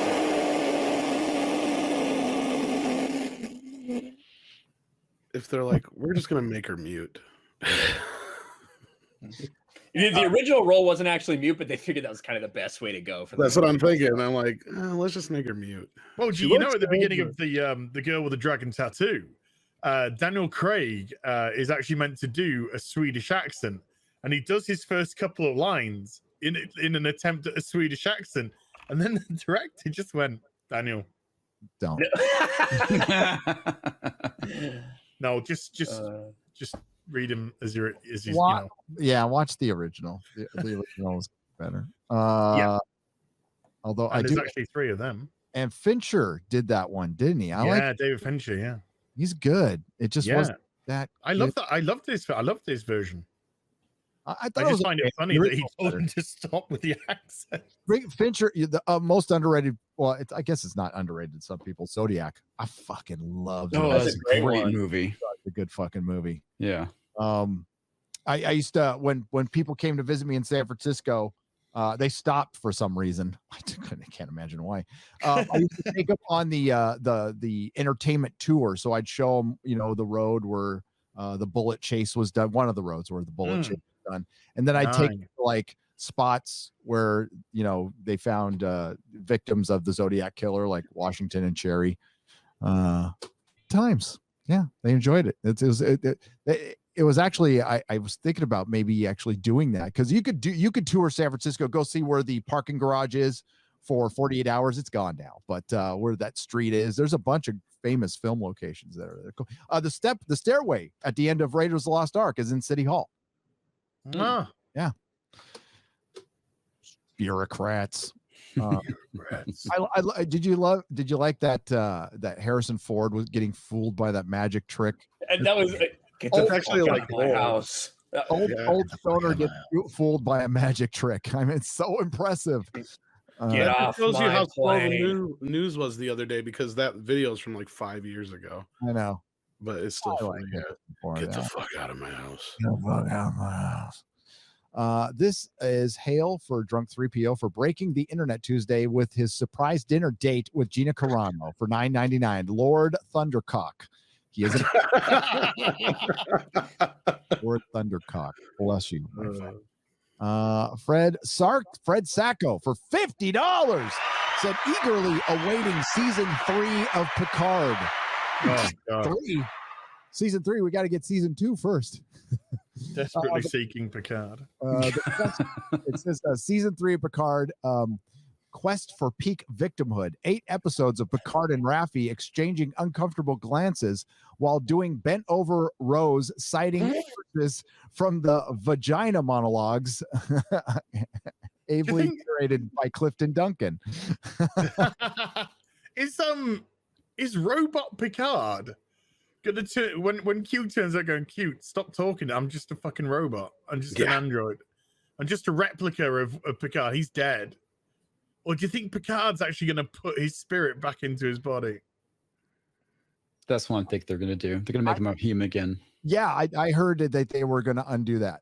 That they were gonna I think so. What, because they killed Picard at the end of the season and realized there was gonna be a second one? Well, they always knew there was going to be a second one. Yeah, but sorry, I should make myself a little bit more clear. They killed the human Picard at the end of the first season, and then thought they would carry on with a facsimile. They didn't think people would care or notice. Or Nobody did care. Notice, but like, yeah. Oh, we noticed. Yeah, we cared. Well, you mean you care that there's a human being, and you don't really care if it's like a pretend human being? I don't get. Well, Discovery's shut down right now. Yep. Good. Hopefully. JD for $5 says when sending them anthrax every day. I hope so. JD for $5 when Clifton sang my panties got wet, and I'm not even wearing my panties right now. You might gotta go to the clinic for that. I don't know what's wrong with you. Good. I appreciate it. That or you got a leaky faucet. I'm bleeding internally. When you sang Happy Birthday, I've never seen so many women slide down stools in all my life. There we go. Come on, Gary, you gotta be quicker with it. But I wasn't thinking about ring. I would have gone with pause, kind of chill for it in the air for a bit. Just let it linger, so you learn your fucking lesson. Let it linger. Darth Gorbag for $3.33. My brovaries are swelling for Clifton right now. Oh my God. Yes. Dark Side Droids for $5. I didn't know Clifton is an original member of Boys to Men. All right. Southeastern Kaiju for $5. Bravo, Clifton. Tunes for Melissa. Hail. They loved it. Darth Starweaver for $5. Hail, gang, and Clifton. I have an idea for a sci-fi series. Would you want to be in it? I'm sure you have do you have an email or a representative? I do, but the question is, can you afford me? Oh, that's there's value. Value. I'm just getting I can't get the stream up.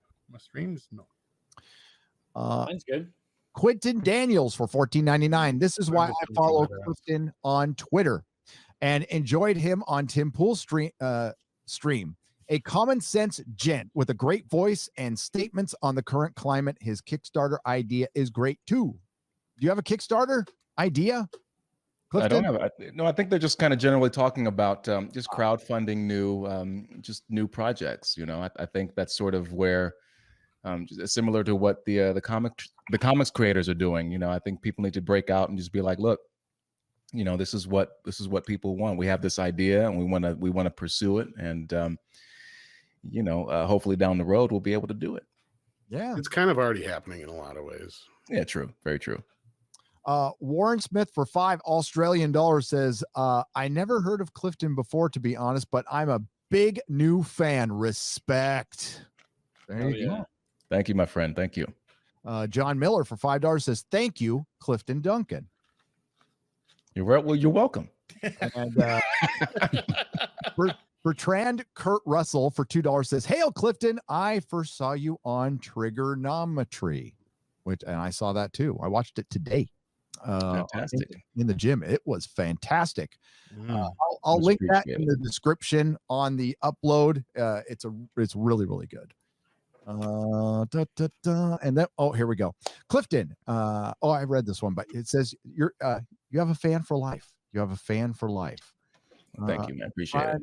Get the ones specifically to you as we wrap things up. Sorry, folks. That freaking break really pissed me off today. I gotta say, man. I don't know what happened. My kid wasn't on Zoom. That's usually what's going on. And yeah, I don't know what happens, except my internet just sucks. That's great. That's just fucking fantastic. Let's try this. There we go. And Jim the Skeptic, dear Mr. Beekler. Wow. I sound like I'm in trouble. Yeah. Sounds like it. You have exhausted your free months of service with America Online. Please use the donation to move. Just get another disc. Get another disc. Yeah.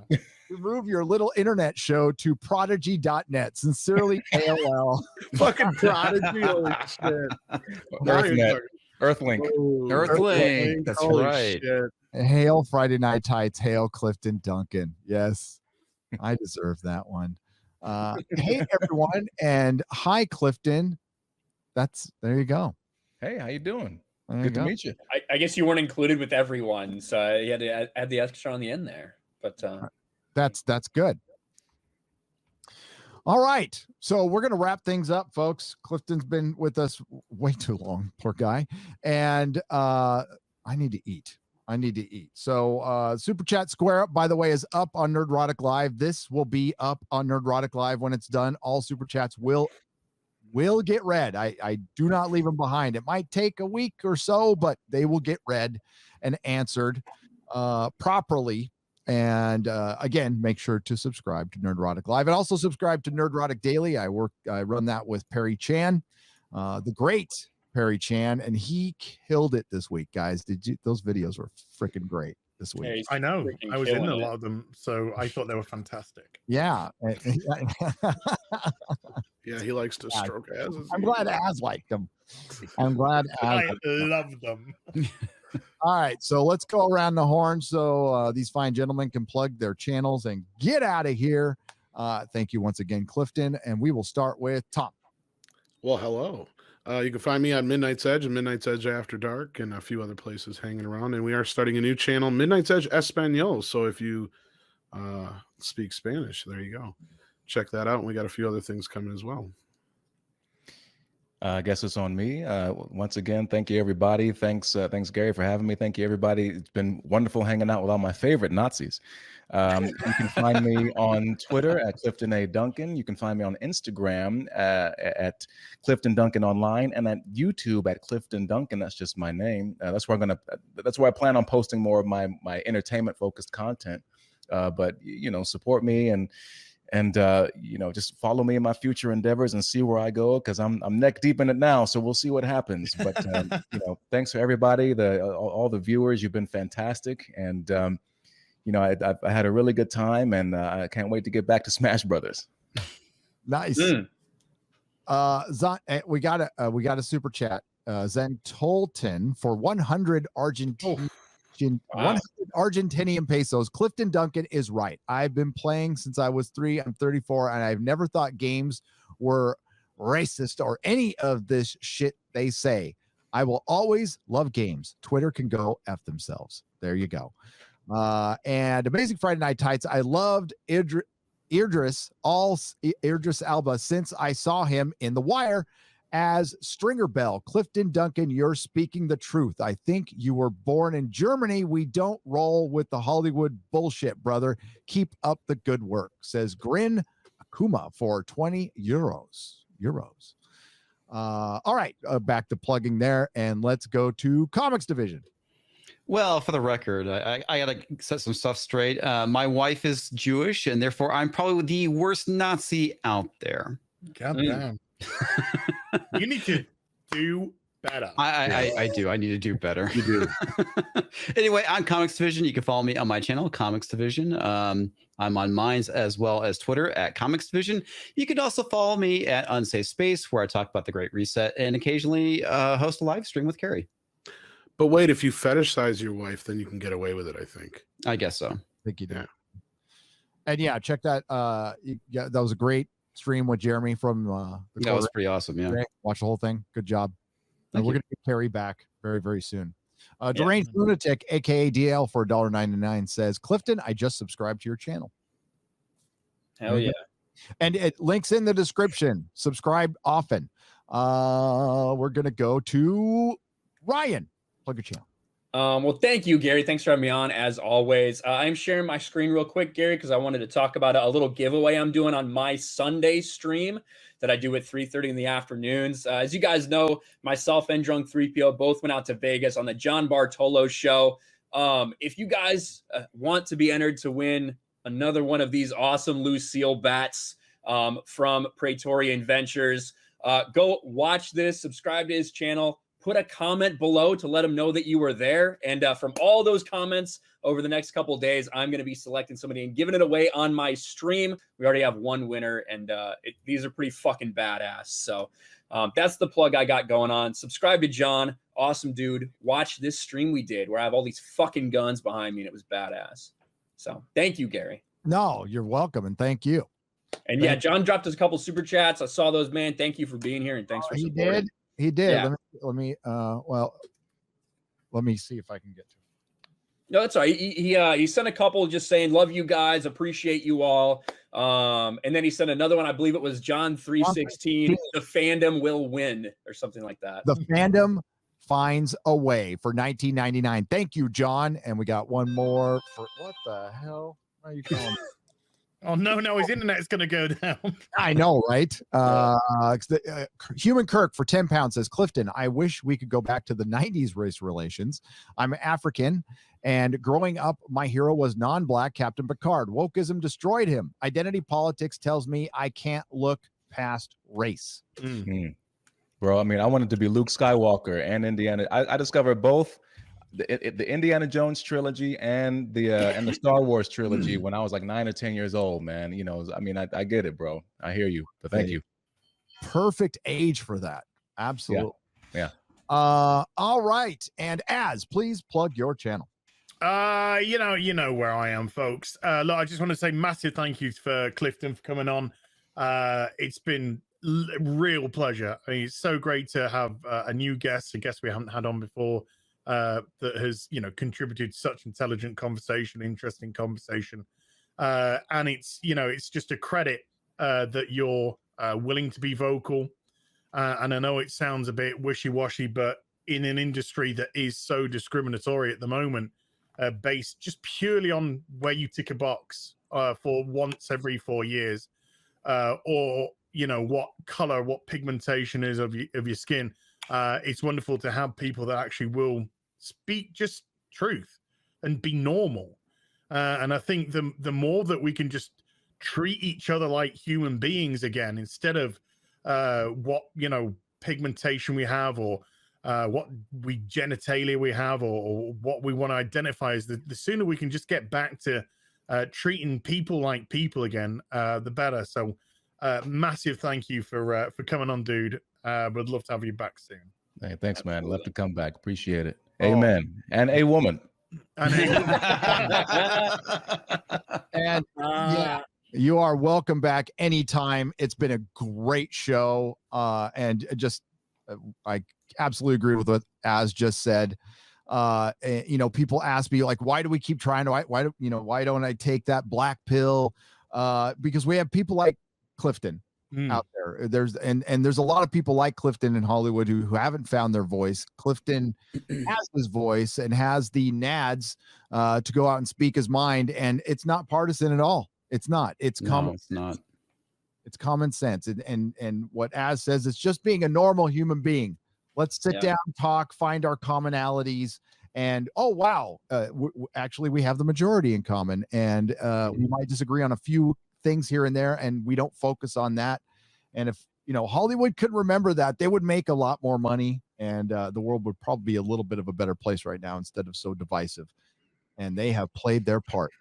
So thank you again, Clifton. Thank you, everyone. Thank you, Nerdrotic. Thanks to everyone who left a super chat and a donation. You keep the lights on and keep all these fine people happy.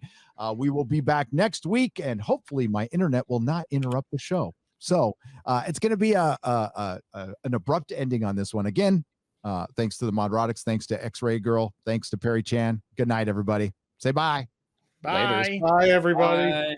Vote for Caitlyn Jenner.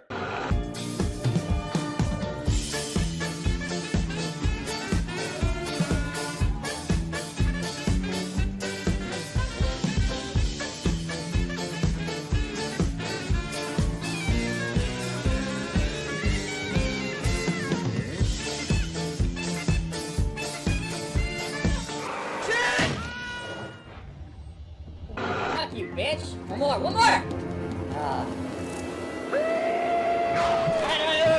my god! Oh my god! Run! Oh The Microraptor is now the hunted.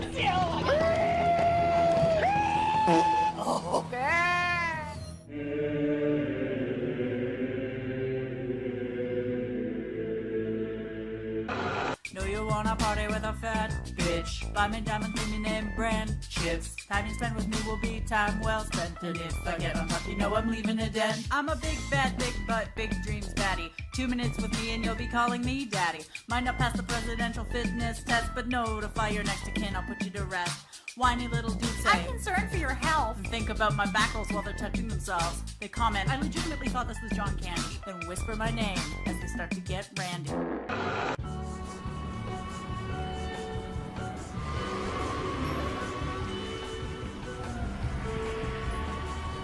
You'd like to see my apartment? No. I'm not doing that. I'm not doing that.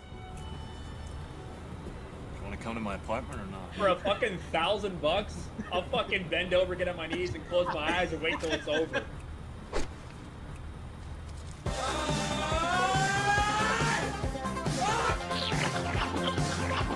Here! I spotted a queer! Let me go stay them! Oh, what the? Goodness me, this is amazing! So I'm learning everything new! Ah! Oh my god. Ah!